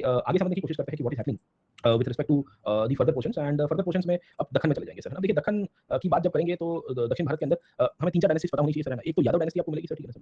यादव के साथ-साथ आपको कल्याणी चालुक्यस मिलेंगे सर, है ना, कल्याणी चालुक्यस के साथ-साथ आपको मिलेंगे काकटियास, और चौथी आपको मिलेगी होयसाल डायनेस्टी सर, है ना, समझे। तो ये चारों भी almost contemporary of each other थी, और इन चारों के दौरान भी we will come to know कि सिग्निफिकेंट डेवलपमेंट आपको मिलेंगे with respect to the development of science, development of architecture, development of religious practices and cultural practices as well sir, ठीक है, समझे। तो what do we see over here sir, है ना। यादव वंश जो है सबसे प्रोमिनेंट वंश था, कल्याणी चालुक्यस भी सबसे प्रोमिनेंट थे, होयसाल के अंदर भी आपको आर्किटेक्चर मिलता है और काकटियास में। इनफैक्ट काकटियास का रमप्पा टेंपल तो यूनेस्को वर्ल्ड हेरिटेज साइट के रूप में कन्वर्ट हो गया है सर, ठीक है, समझे। तो we need to see this part कि भाई ओवरऑल क्या था इनका, और ये 1300 तक सर्वाइव करे हैं सर, ठीक है, समझे। So by 1300 all this dynasty will come into decline sir, okay, समझे। जैसे यादव डायनेस्टी है वो भी 1300 के आसपास डिक्लाइन में गई।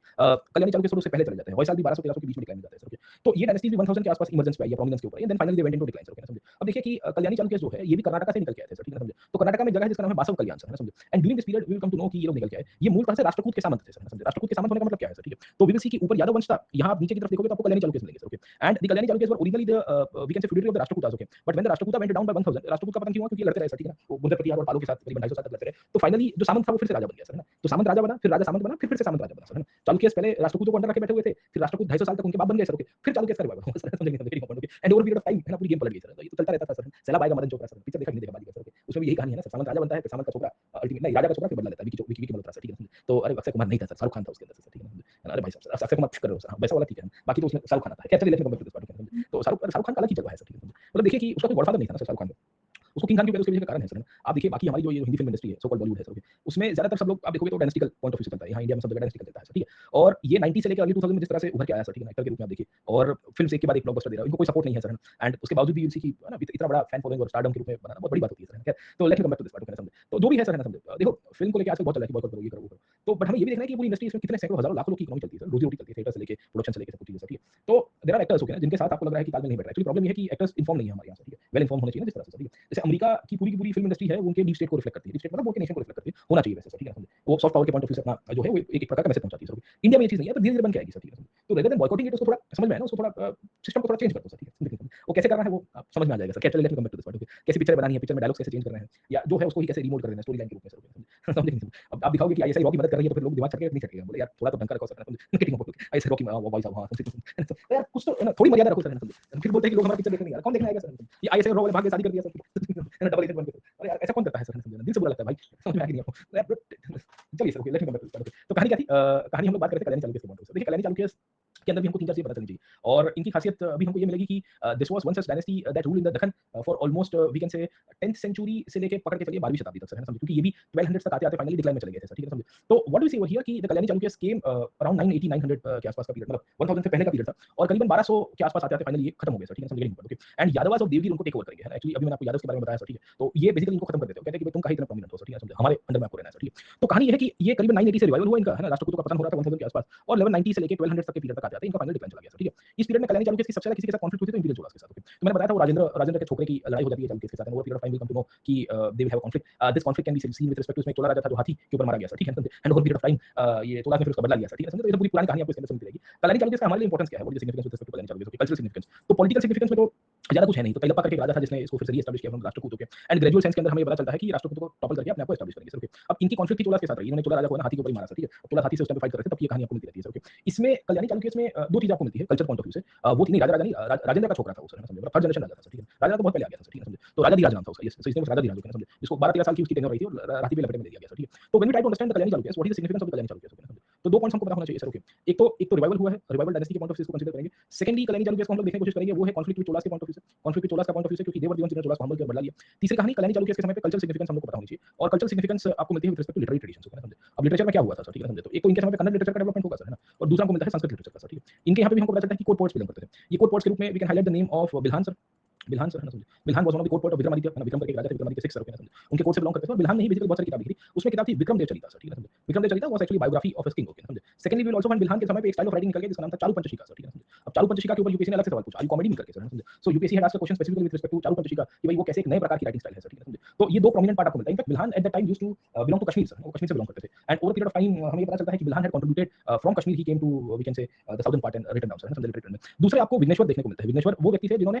कमेंट्रीज लिखी थी सर, है ना। Commentaries basically we will come to know was about the Smriti literature, है ना, धर्मशास्त्र के ऊपर। तो याज्ञवल्क्य की स्मृति आपको पता होगी सर, ठीक है, समझे। याज्ञवल्क्य की स्मृति के ऊपर बेसिकली बिल्हान क्या कहते हैं, अपने विघ्नेश्वर ने लिखा था Mitakshara system of commentary sir, ठीक है, समझे। तो मिताक्षरा के अंदर मूलतः से हिंदू फैमिली के बारे में बोला गया है, और किसको कितनी प्रकार की लीगल राइट है, खास करके हस्बैंड वाइफ के पॉइंट ऑफ व्यू से, ओके। तो बड़ी प्रोमिनेंट पार्ट आपको यहाँ से मिलती है। इनफैक्ट विक्रम आदित्य के कार्यकाल के समय पे ही इन्होंने कैलेंडर को भी इंट्रोड्यूस किया सर, है ना। कैलेंडर के पॉइंट ऑफ व्यू से हमको पता चलता है कि एक और विक्रम संवत मिलता है, पर ये कहते हैं कि ये चालुक्य विक्रम संवत है सर, ठीक है, समझे। चालुक्य विक्रम संवत का मतलब क्या है सर, ठीक है, समझे, कि भाई हम भी एक नया विक्रम संवत कर रहे हैं सर, ओके। तो 1076 के आसपास इन्होंने अपना नया कैलेंडर भी इशू किया और कहा कि देखो हम ये बेसिकली कैलेंडर के द्वारा लोगों को बताना चाह रहे हैं कि कल से सब जीरो है, ठीक है। चौथी कहानी इसके अंदर हम लोग ये भी लिखेंगे that is with reference to the development of architecture, and architecture में वेसार स्टाइल ऑफ आर्किटेक्चर को फिर से रिवाइव किया गया सर, ठीक है, समझे। वेसार आर्किटेक्चर मैंने आपको बताया था पिछले क्लास के अंदर सर, ओके, जो मेनली दक्कन के अंदर था सर, है ना, और वो पहले के वेस्टर्न चालुक्य बादामी चालुक्य के द्वारा बनाया गया था सर, ठीक है, समझे। So what do we see over here over period of time they will be making the western style of architecture. इसमें सबसे फेमस टेंपल आपको मल्लिकार्जुन टेंपल मिलेगा सर, ठीक है, समझे। मल्लिकार्जुन टेंपल है और महादेव टेंपल है, this are the two temples that were built in the western Chalukya period, okay ना। अब बड़े प्रोमिनेंट थे। तो वी विल सी कि it was a period of cultural exchanges, this was also the period where we will come to know कि development of new this thing literary traditions are also taking place, and social progress is also taking place, है ना, समझे। तो हमें ये चीज पता होनी चाहिए कि कैसे अलग-अलग प्रकार के कल्चरल डेवलपमेंट्स इस पीरियड के अंदर भी मिल जाते हैं सर, ठीक है, समझे। तो ये 4-5 पॉइंट हम कल्याणी चालुक्य के बारे में लिखेंगे कि भाई ये डायनेस्टी 1200 तक रही, बट फिर लेटर ऑन इनके सामने नहीं टिक पाती, क्या कहते हैं अपने दिस थिंग द चोलास के सामने सर, ठीक है, समझे। तो वी विल सी कि विक्रम आदित्य 6 करके के सबसे प्रोमिनेंट राजा थे, यही सबसे मेन थे। इन्होंने नया कैलेंडर अपना शुरू कर दिया कि अपना कैलेंडर सर, है ना? तो बिल्हान ने विक्रम चरिता लिखी थी और फिर विघ्नेश्वर है, विघ्नेश्वर ने मिताक्षरा सिस्टम के ऊपर कमेंट दिया सर, ओके। यूपीएससी ने पीटी में मिताक्षरा के ऊपर सवाल पूछ दिया था कि भाई क्या राइट है और क्या रॉन्ग है। Mitakshara system talked about the joint family and the properties that woman can inherit sir, है ना? समझे? तो एक्चुअली आपको हिंदू अनडिवाइडेड फैमिली थोड़ा बहुत अगर आपको लीगल सक्सेशन और ये क्या कहते हैं सक्सेसिव लॉस अगर आपको पता होगी तो एचयूएफ लगता है सर, ठीक है? और वी विल सी दैट ये जो मिताक्षरा सिस्टम है, ये मिताक्षरा सिस्टम आज के तारीख में मतलब पहले 1947 से पहले 50s के कार्यकाल में बहुत एक्टिव थी सर, ओके। इसमें वुमेन को कितने राइट्स है सर, है ना? समझे? तो आज के यूनिफॉर्म सिविल कोड और बेसिकली हिंदू सक्सेशन एक्ट के बाद तो इक्वल राइट्स आ गए, पर पहले नहीं हुआ करते थे सर, ठीक है? समझे? तो इसमें मिताक्षरा में वो बिकॉज़ ये धर्मशास्त्र से उभर के आया था, स्मृति से उभर के आया था, मनु याज्ञवल्क्य सबके ओपिनियन से निकल के आया था। तो पुराने तो ओपिनियन बहुत पुराने थे, 1000 साल पहले सर, ना? याज्ञवल्क्य की स्मृति आप देखिए करीबन 2nd सेंचुरी बीसी के ट्रांजिशन से है सर, 2nd या 3rd सेंचुरी या ज़्यादा से ज़्यादा 1st सेंचुरी तक तो लिखी गई थी सर, और तब से लेके Mitakshara Mitakshara basically 11th century में, तो 1000 ईयर्स के बाद उसको इंटरप्रेट किया गया है ना, टीका के रूप में, कमेंट्री के रूप में सर, ओके। जहाँ इन्होंने बताया कि भाई जो याज्ञवल्क्य ने राइट्स दिए थे, वुमेन को राइट्स दिए थे, कितने हस्बैंड को मिलने चाहिए, कितने वाइफ को मिलने चाहिए सर, ठीक है ना? उसको लेके इसका ओपिनियन आया सर, ठीक है ना? समझे? ओके। तो कहा गया कि there are 2 properties, one is family property, one is separate property sir, ठीक है ना? फैमिली प्रॉपर्टी ऐसी होती है जो आपने दादाजी से या परदादा से या उनसे आपने वी विल सी की इनहेरिट की है, और दूसरी वी विल सी की आपकी पर्सनल प्रॉपर्टी है, सेपरेट प्रॉपर्टी। इसमें ओपिनियन ये दिया गया कि वुमेन है ना, घर की जो स्त्री है उसको फैमिली प्रॉपर्टी में राइट्स नहीं है, जॉइंट फैमिली प्रॉपर्टी के अंदर सर, ठीक है ना? समझे? वो खाली और खाली मेल मेंबर्स ही इनहेरिट करते हैं। तो दादाजी की प्रॉपर्टी थी, बेटा ने इनहेरिट की, है ना? एक धरोहर के रूप में, वारसा के रूप में, उसके बाद उसके संतान ने इनहेरिट किया सर, ठीक है? But then we will see कि women does not have rights, getting okay. We will see कि women had a right only in the personal property of the husband sir, समझे? And that too this property can only be acquired by women if they do not have any kind of we can say male members in the family sir, समझे? Male members के point of view से ये कहा गया कि अगर कोई husband का कोई भाई नहीं है या उसका कोई संतान नहीं है या स्त्री अकेली है सर, ठीक है? तब जाके वो बेसिकली इनहेरिट कर सकती है, बाकी तो उसमें भी नहीं थे सर, ओके। तो इससे we will come to know कि दो चीजें हमको समझ में आएगी सर, ठीक है? समझे? तो the girl members of the society और the girl members of women members of society सब लिमिटेड राइट्स, ओके ना? समझे? लिमिटेड राइट्स में खाली मेंटेनेंस के राइट्स थे छोटे-मोटे, और विल कम टू नो कि जो स्त्री धन के रूप में उनको मिले थे वही चीज आपको मिलेगी सर, ठीक है? समझे? तो ये डिफरेंशिएशन था, मतलब it's a long commentary cut short sir, okay ना? समझे? But we will see that ये इस पीरियड में कंपोज किया गया था सर मिताक्षरा सिस्टम के पॉइंट ऑफ व्यू से। इससे हमको वुमेन की कंडीशन के बारे में पता चलता है सर, है ना? समझे? कि वुमेन को राइट्स कितने दिए जा रहे थे। एक्चुअली दो प्रकार की सिस्टम इस पीरियड में कंपोज की गई। एक है दयाभाग सिस्टम सर, है ना? समझे? Dayabhaga system was composed in Bengal sir, है ना? समझे? तो जम्मू कल्याण या जम्मू जम्मू जम्मू द्वीप नहीं, Jammu sir, there was a called Jammu, Jammu आगे पीछे मेरे को याद नहीं आ रहा है सर, उन्होंने दयाभाग लिखा, जिमुतवाहना नॉट जम्मू सर, है ना? समझे? जिमुतवाहना ने लिखी थी, थैंक यू सर, है ना? समझे? So in the Dayabag system there was separate rules that were used, okay, and in the Mitachara Vigneshwara had used a very separate methodology for the inheritance of property sir, ठीक है ना? समझे? तो दोनों की हमको इसके अंदर के एविडेंसेस मिलेंगे sir, okay, and how the women were treated, इससे हमको टेक्स्ट में समझ में आ रहा है। पर मैंने आपको पहले भी कहा था कि whenever we see the text, okay, they were never a true reflection of the social order or the social conditions, है ना? समझे? ये हमें क्लियर हो जाना चाहिए सर, ओके। तो दयाभाग सिस्टम है, जिमुतवाहना के द्वारा इशू किया गया था, और इसमें वी विल सी कि वुमेन को अलग तरह की राइट्स की बात की गई है सर, समझे? ये बंगाल में लागू होता है दयाभाग सिस्टम, है ना? तो यूपीएससी ने 2021 के प्रीलिम्स में सर, समझे? We will come to know कि इन दोनों के ऊपर पूछा कि मिताक्षरा में क्या था और दयाभाग में क्या था। ऑप्शन में भी इतना बच्चा नहीं पड़ता सर, ठीक है ना? समझे? तो स्त्री धन किसको कहते हैं, स्त्री धन किसको नहीं कहते हैं सर, ठीक है ना? समझे? तो विल कम टू नो कि स्त्री धन की व्याख्या क्या है सर, ठीक है ना? कि भाई हस्बैंड जो गिफ्ट देगा वो भी स्त्री धन में आएगा, लड़की के माता-पिता देंगे वो भी स्त्री धन में आएगा सर, ठीक है? मतलब वेरी ओपन एंडेड थिंग्स इसके ऊपर बातें की गई है सर, ओके। तो वी विल सी कि मूल तो राइट टू प्रॉपर्टी की कहानी थी सर, है ना? राइट टू प्रॉपर्टी में यही था कि men enjoyed more right to inherit and control the immovable property compared to women, okay. So both this text, okay, they were compared almost in a similar time frame sir, करीबन 11th-12th century के transition में ये compose की गई थी। दोनों के अंदर आपको इनहेरिटेंस की कहानी आपको मिलेगी सर, है ना? समझे? तो एक है Vikram Charita, Vikram Charita is actually the biography sir, है ना? समझे? नाम ही है चरिता सर, है ना? समझे? जो बिल्हान के द्वारा लिखी है। Bilhana also wrote something called Charuvanshika sir, ठीक है ना? समझे? Charuvanshika is a style of writing, हम लोग पढ़ेंगे आगे क्लासेस के अंदर सर, ठीक है ना? समझे? और दूसरा आपको यहाँ से मिलता है। इसके समय पे ही आपको बहुत सारे टेंपल्स मिलते हैं, मल्लिकार्जुन टेंपल, महादेव टेंपल, मैंने आपको बताया सर, ठीक है ना? समझे? And by 1190 this dynasty came to an end. Actually this dynasty came to an end because of various reasons, one of the major was the Yadavas who were actually ruling over them sir. और नीचे इनके चोलास के साथ continuous conflict चलती रही, और फिर यहाँ काकटियास निकल के आ गए, काकटियास बिकेम वेरी प्रोमिनेंट, ओके। तो कल्याणी चालुक्य फिर खत्म हो जाते हैं, चालुक्य उसके बाद आपको इतिहास में नहीं देखने को मिलेंगे सर, ठीक है? तो ये प्रोमिनेंट पार्ट था हिस्टोरिकल सेंस के अंदर, जो हमें पता होना चाहिए कि how the different dynasties came to power and what had happened sir, ठीक है ना? समझे? अब इसी पॉइंट ऑफ व्यू से अब आप देखिए कि वी विल सी कि यादव डायनेस्टी की कहानी क्या है sir, okay. And Yadav are Devagiri are very prominent dynasty that actually continue to rule even up till the 1300s, okay ना? इनको खिलजियों ने आके फिर खत्म किया है ना। अलाउद्दीन खिलजी ने सबसे पहले इसके ऊपर अपना कैंपेन चलाया था, and over a period of time will see कि अब आगे डेवलपमेंट होगा सर, है ना? शुभम कह रहे हैं कि बहुत जल्दी बारिश हो रही है सर, है ना? समझे? और तुम्हारे यहाँ रिपीटिंग मानसून आता है ना सर, है ना? समझे? अक्टूबर के अंदर सर, यहाँ से निकलते निकलते यहाँ बंगाल में थोड़ा बारिश करते करते फिर तमिलनाडु में, है ना, छाया छाया छपक छाई करके वो फिर कटमार निकलेगा सर। हमारे यहाँ तो क्या अक्टूबर हीट है सर, है ना? समझे? ना भाद्रवा महीना हरी गर्मी भी पड़े सर, उन्हाड़ा का खतरनाक गर्मी है सर, है ना? समझे? तो उस दिन मैं शूट करके आया, मेरा 2 दिन तो मेरा सर चल गया सर, समझे?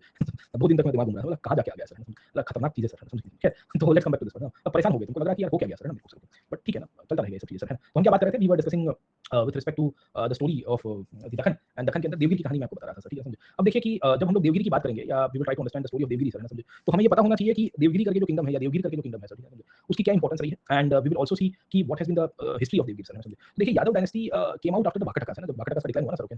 तो के ट्रांजिशन के बाद हमको ये पता चलता है कि यादवास निकल के आए सर, ठीक है? समझे? एंड वी विल सी कि इनका कंट्रीब्यूशन मेनली एक तो इकोनॉमी के पॉइंट ऑफ व्यू से बहुत प्रोमिनेंट था, और दूसरा कंट्रीब्यूशन आपको कल्चर के पॉइंट ऑफ व्यू से मिलेगा। जैसे हमने इसको भी कल्चरल सिग्निफिकेंस में डिवाइड कर दिया ना, इनको भी ऐसे ही हम लोग डिवाइड कर देंगे कि भाई what has been the main story sir, है ना? समझे? तो ये यादव है, ये यादव डायनेस्टी, इनको सेना वंश के रूप में भी पहचानते थे बेसिकली, इनको सेना वंश के रूप में भी। अब ये सेना वंश जो है वो अलग है सर, ठीक है? समझे?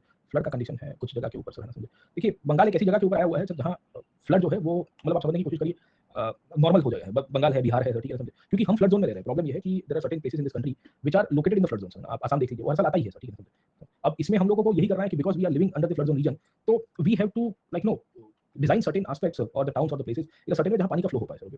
मैं कुछ साल पहले मतलब 2011 10-11 की बात है सर। और हमारे कॉलेज में नीदरलैंड्स से एक डिप्लोमेट आए थे, डिप्लोमेट मतलब वहाँ के गवर्नमेंट ऑफिशियल थे एंड प्लानर थे वो एक्चुअली। तो उसके उनके साथ हम लोग डिस्कस कर रहे थे बिकॉज़ स्कूल ऑफ प्लानिंग में था तब, 11 की बात है शायद तक। एंड उनको मैंने पूछा था ये सवाल, मैंने बोला सर आप तो पूरा पूरा आपका कंट्री पानी में है और आप स्टूडेंट तो वाटर लेवल सी लेवल से 1 फुट डाउन है सर, अगर आपको पता होगा सर, ठीक है। तो वो सी लेवल से 1 फीट नीचे है, आधा 1 फीट नीचे है, मतलब पानी ऊपर है सर, जमीन नीचे है, ऐसी हालत है। तो मैंने कहा कि sir how you are able to manage it out, क्योंकि वहाँ बारिश भी होती होगी सर, ऑब्वियस है कि आप समुद्र किनारे से नीचे हो तो पानी तो बैक ही मारता होगा। तो उन्होंने कहा कि हम एक चीज़ का ध्यान रखते हैं कि we never reclaim water, we never reclaim land on the water sir, ठीक है। हमारे पास जितनी ज़मीन है उतने में ही हम लोग खेलते हैं सर। हम लोगों को ऐसा मन में आता है कभी-कभी है ना व्यक्ति को कि इधर अपना मस्त सी फेसिंग या रिवर फेसिंग अपन प्रॉपर्टी ले ले सर, ओके। पर नहीं करने का। क्यों नहीं करने का? क्योंकि वो नेचुरल कोर्स ऑफ वाटर है सर, ओके। वो नेचुरल कोर्स ऑफ वाटर में कल उठ के मैंने रिक्लेमेशन किया, मैंने वहाँ पे आर्टिफिशियल लैंडफिल कर दिया, आइलैंड बना दिया। वो 5-10 साल के बाद पानी अपनी उफान के ऊपर आएगा तो किसी को नहीं छोड़ेगा सर, ठीक है। समझे नहीं समझे? तो हमारा बोले थंब रूल है सरकार का सर, ठीक है। और ये थंब रूल हमारे एंसेस्टर्स ने दिया था। वहाँ कैनल सिस्टम आज से 600 1000 साल पहले बनाई हुई है सर, ठीक है। तो दे वर लाइक कि भाई देखो हम लोगों को जिस तरह से कल्चरली जिस तरह की चीजें एनरिच की गई थी सर, हमको ये चीज बहुत पहले से सिखाई गई थी कि भाई हमें ये चीज नहीं करनी है सर, कभी भी क्लेम नहीं करना है वाटर के ऊपर या वाटर बॉडीज के ऊपर सर, ठीक है ना। जितना हो सके उतनी हमारे पास जितनी लैंड है उसमें ही हम लोग खेलेंगे सर, ठीक है। और उसके बाद आप देखिए कि irrespective living under flood zones और they are below the mean sea level, they are getting like पानी वानी आता है सर, पर उतना उतना डैमेज नहीं करके जाता है सर, ठीक है। समझे? क्योंकि इन्होंने इंट्रूड नहीं की है स्पेसिस को सर, समझे? तो 2 मिनट उन्होंने समझा, मेरे को दिमाग में बैठ गया। फिर बाकी टेक्निकलिटीज़ थी वो उसके ऊपर नहीं जाएगी, बट अंडरस्टूड दिस पार्ट कि भाई देखो क्या करना है सर, ठीक है। समझे? हम उल्टा करते हैं, हम क्या रिक्लेम करते रहते हैं, रिक्लेम अब देखिए मुंबई में फ्लडिंग क्यों आता है?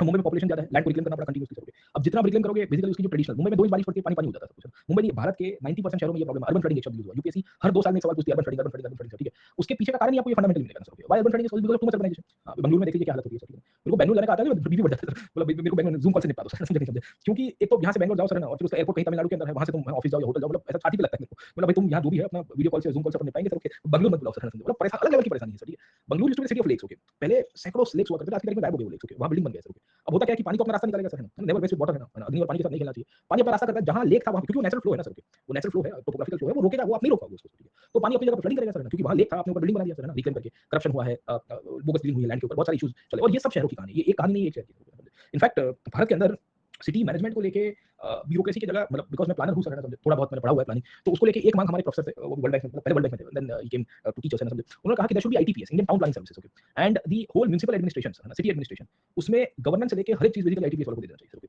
क्योंकि ये बहुत स्पेसिफिक ज़ोन है सर, है ना, समझे? ये ब्यूरोक्रेसी समझ में आता है, नो डाउट कि ब्यूरोक्रेसी ज़रूरी है, म्युनिसिपल कमिश्नर ज़रूरी है, ये ज़रूरी है। पर टेक्निकलिटीज़ की मैटर ऐसी है, शहरों को चलाना बहुत टफ है सर, है ना, समझे? नहीं, इसमें एक्सपर्टीज़ चाहिए होता है सर, ओके। बट अपना क्या है कि ना एकदम ब्यूरोक्रेसी आईएएस है सर, ठीक है, कमिश्नर साहब आए, म्युनिसिपल कमिश्नर साहब आए, ना उनका जलवा अलग होता है ऑफिस के अंदर सर, खैर चलिए लेके मेयर के साथ गाड़ा-गाड़ी हो जाए सर, मेयर का अलग ही मजाक दोस्ती सर, मेयर के साथ होते रहते हैं शहरों के, कुछ साल पहले सर मेयर कॉन्फ्रेंस हुई थी सर शहर के अंदर, मेयर हो गए सर, कायदे से बोले वो काम नहीं करने दिया जा रहा है, वो काम है क्या तुम्हारे पास? हाँ, 74th अमेंडमेंट होने के बाद और 12वीं अनुसूची जब से लागू भी हुई है, उसके बाद तुम्हारे पास सत्ता कितनी है सर? तुम्हारे पास पावर डिवॉल्व हुआ ही नहीं है sir. There is no devolution of power by the state.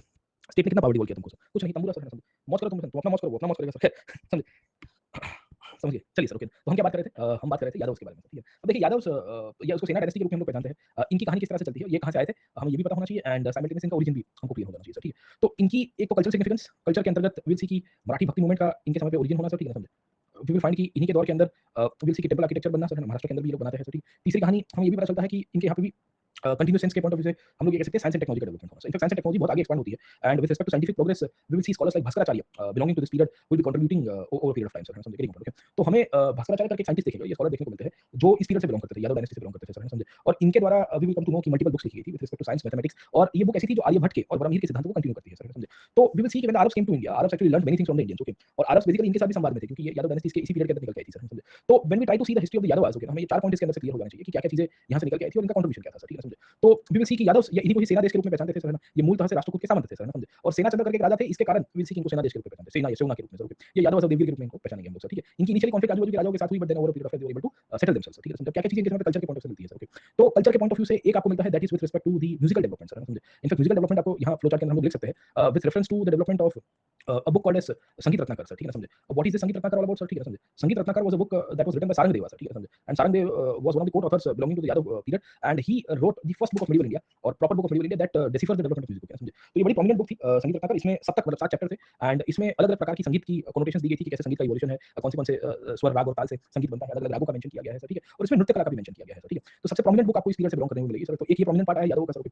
Secondly यादवों के पीरियड से ही हमको पता चलता है कि रिलीजियस कंडीशंस का डेवलपमेंट हुआ। ये रिलीजियस कंडीशंस में एक तो महानुभव करके एक संप्रदाय मिलता है, और आपको मराठी भक्ति मूवमेंट और वीरशैव मूवमेंट, 3 प्रकार के धार्मिक दर्शन आपको यादवों की इंपॉर्टेंस मिलेगी सर, ठीक है ना, समझे? मराठी भक्ति मूवमेंट में खास करके अगर आप देखोगे तो आपको ज्ञानदेव मिलेंगे सर, है ना? Gyandev belonging to the he belong to the Yadav period only, है ना, 12th सेंचुरी से बिलोंग करते थे सर, ठीक है? ज्ञानदेव और नामदेव दोनों के दोनों मराठी भक्ति संत हैं सर, एक के बाद एक निकल के आए sir, okay. Both of them belonging to the Yadav period only sir, okay. यहाँ से विठोबा मूवमेंट या विठल को वर्शिप करने की शुरुआत हुई सर, है ना, समझे? और इससे ही विल सी कि मराठी लिटरेचर का भी डेवलपमेंट होने की शुरुआत होगी सर, ओके। तो लिंग्विस्टिक पॉइंट ऑफ व्यू से will also see the Marathi literature, खास करके अभंग लिखे जाएंगे बहुत सारे सर, है ना? This abhang were actually the Marathi भक्ति सॉन्ग्स और lyrics that were compiled in place of Vithoba sir, समझे समझे ओके। तो ज्ञानदेव भी है, अलग-अलग नाम से आपको इनको पहचाने गए हैं सर, ठीक है ना समझे। मैंने आपको बताया लोकल नाम अलग है सर, ठीक है ना समझे। एंड वी विल सी कि हिस्टोरिकल नाम आपको अलग मिलता है सर, ठीक है। ये वो संप्रदाय है जिसे हम लोग कहते हैं वारकरी संप्रदाय के रूप में सर, ठीक है ना समझे। तो इसको वारकरी सेक्ट के रूप में कंसीडर किया गया, बड़ा प्रोमिनेंट पार्ट आपको यहाँ से मिलेगा। दूसरी रिलीजियस डेवलपमेंट आपको मिलेगी वो है महानुभव सेक्ट के रूप में। अब देखिए महानुभव भी एक संप्रदाय है जो कृष्ण को मानता है, ये विठोबा है, विठल को मानता है, ये पंढरपुर की यात्रा में जाते थे सर, है ना। या पंढरपुर यात्रा की आपको मूवमेंट देखने को मिलेगी। तो this actually shows the condition of common man's life, है ना, सोशल लाइफ का डेवलपमेंट हो रहा है कि जैसे रथ यात्रा का आपको एविडेंसेस मिलेगा with respect to this thing, क्या कह सकते हैं कि उड़ीसा, वैसी ही कहानी आपको यहाँ पे भी मिलती है। तो this is also an era of the bhakti traditions flourishing different parts of the country sir, है ना समझे। तो इससे कॉमन मैन की लाइफ के बारे में पता चला है ना। कभी-कभी आपको पूछता है ना कि discuss on the life of the common man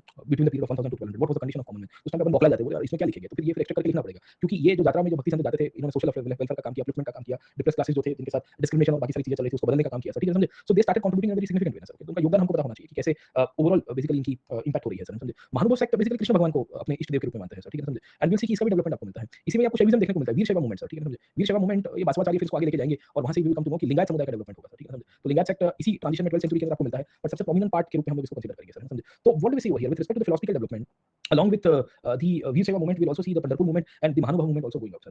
And over a period of time, the Bhakti traditions became very powerful, sir. समझे? तो हमें ये पता चल रहा है कि इस पीरियड के अंदर भक्ति परंपरा, भक्ति ट्रेडिशंस का काफी ग्रोथ हुआ, अलग-अलग प्रकार के दर्शन निकल के आए, सर, समझे? इनके द्वारा भी दक्षिण भारत के अंदर खास करके महाराष्ट्र में देवगिरी के आजू-बाजू में टेंपल्स बहुत सारे बनते हैं, and this temples became one of the most prominent institute जहां बहुत वेल्थ थी, सर, समझे? And that is one of the reasons when the Khiljis came up, sir, Alauddin Khilji ने इसको आक्रमण किया, सर, ठीक है? तीसरी कहानी आपको साइंस एंड टेक की देखने को मिलेगी, सर, है ना? अब साइंस एंड टेक में सबसे प्रोमिनेंट कोई इस पीरियड से साइंटिस्ट या ऑथर बिलोंग करते थे, वो थे भास्कराचार्य 2, सर, भास्कराचार्य 1 करके एक और ऑथर थे, ये भास्कराचार्य 2 की मैं बात कर रहा हूं, सर, ठीक है? समझे? ओके। अब क्यों इनकी इंपॉर्टेंस है उसके पीछे की आप कहानी आप समझिए, sir, okay? Bhaskaracharya 2 wrote a book called Siddhanta Shiromani, sir.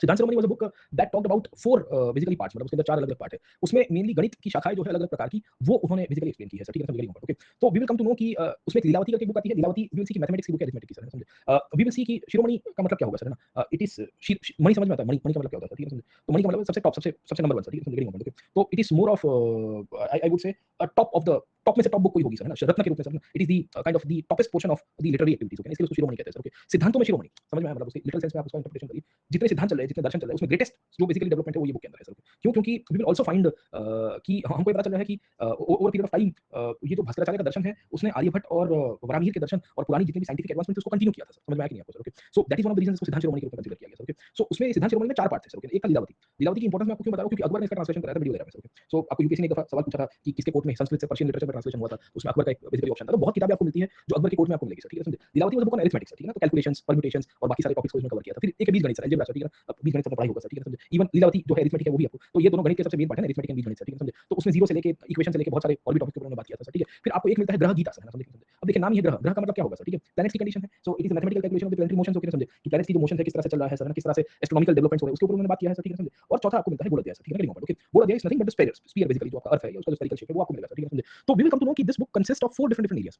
नाम ये गोल अध्याय, सर, है ना? गोल वस्तुओं का अध्ययन करना, स्फीयर का अध्ययन करना, study of the spheres, okay ना? ग्रह गीता बेसिकली प्लैनेट्स की कंडीशन, बीजगणित और लीलावती, सर। सो 4 डिफरेंट एरियाज को एनकंपास करते हुए इन्होंने किताब लिखी। यही 4 डिफरेंट एरियाज के ऊपर हमने पहले भी डिस्कस किया था कि भाई we will come to know कि डेवलपमेंट हुए थे with respect to Varahamihir, Aryabhatta and Brahmagupta. इसके अंदर और चीजें आपको मिलती हैं। इनफैक्ट इस पीरियड तक आते-आते साइंस के पॉइंट ऑफ व्यू से जब ग्रह गीता को देखा गया तो the perfect time we came to know about this thing, है ना? समझे।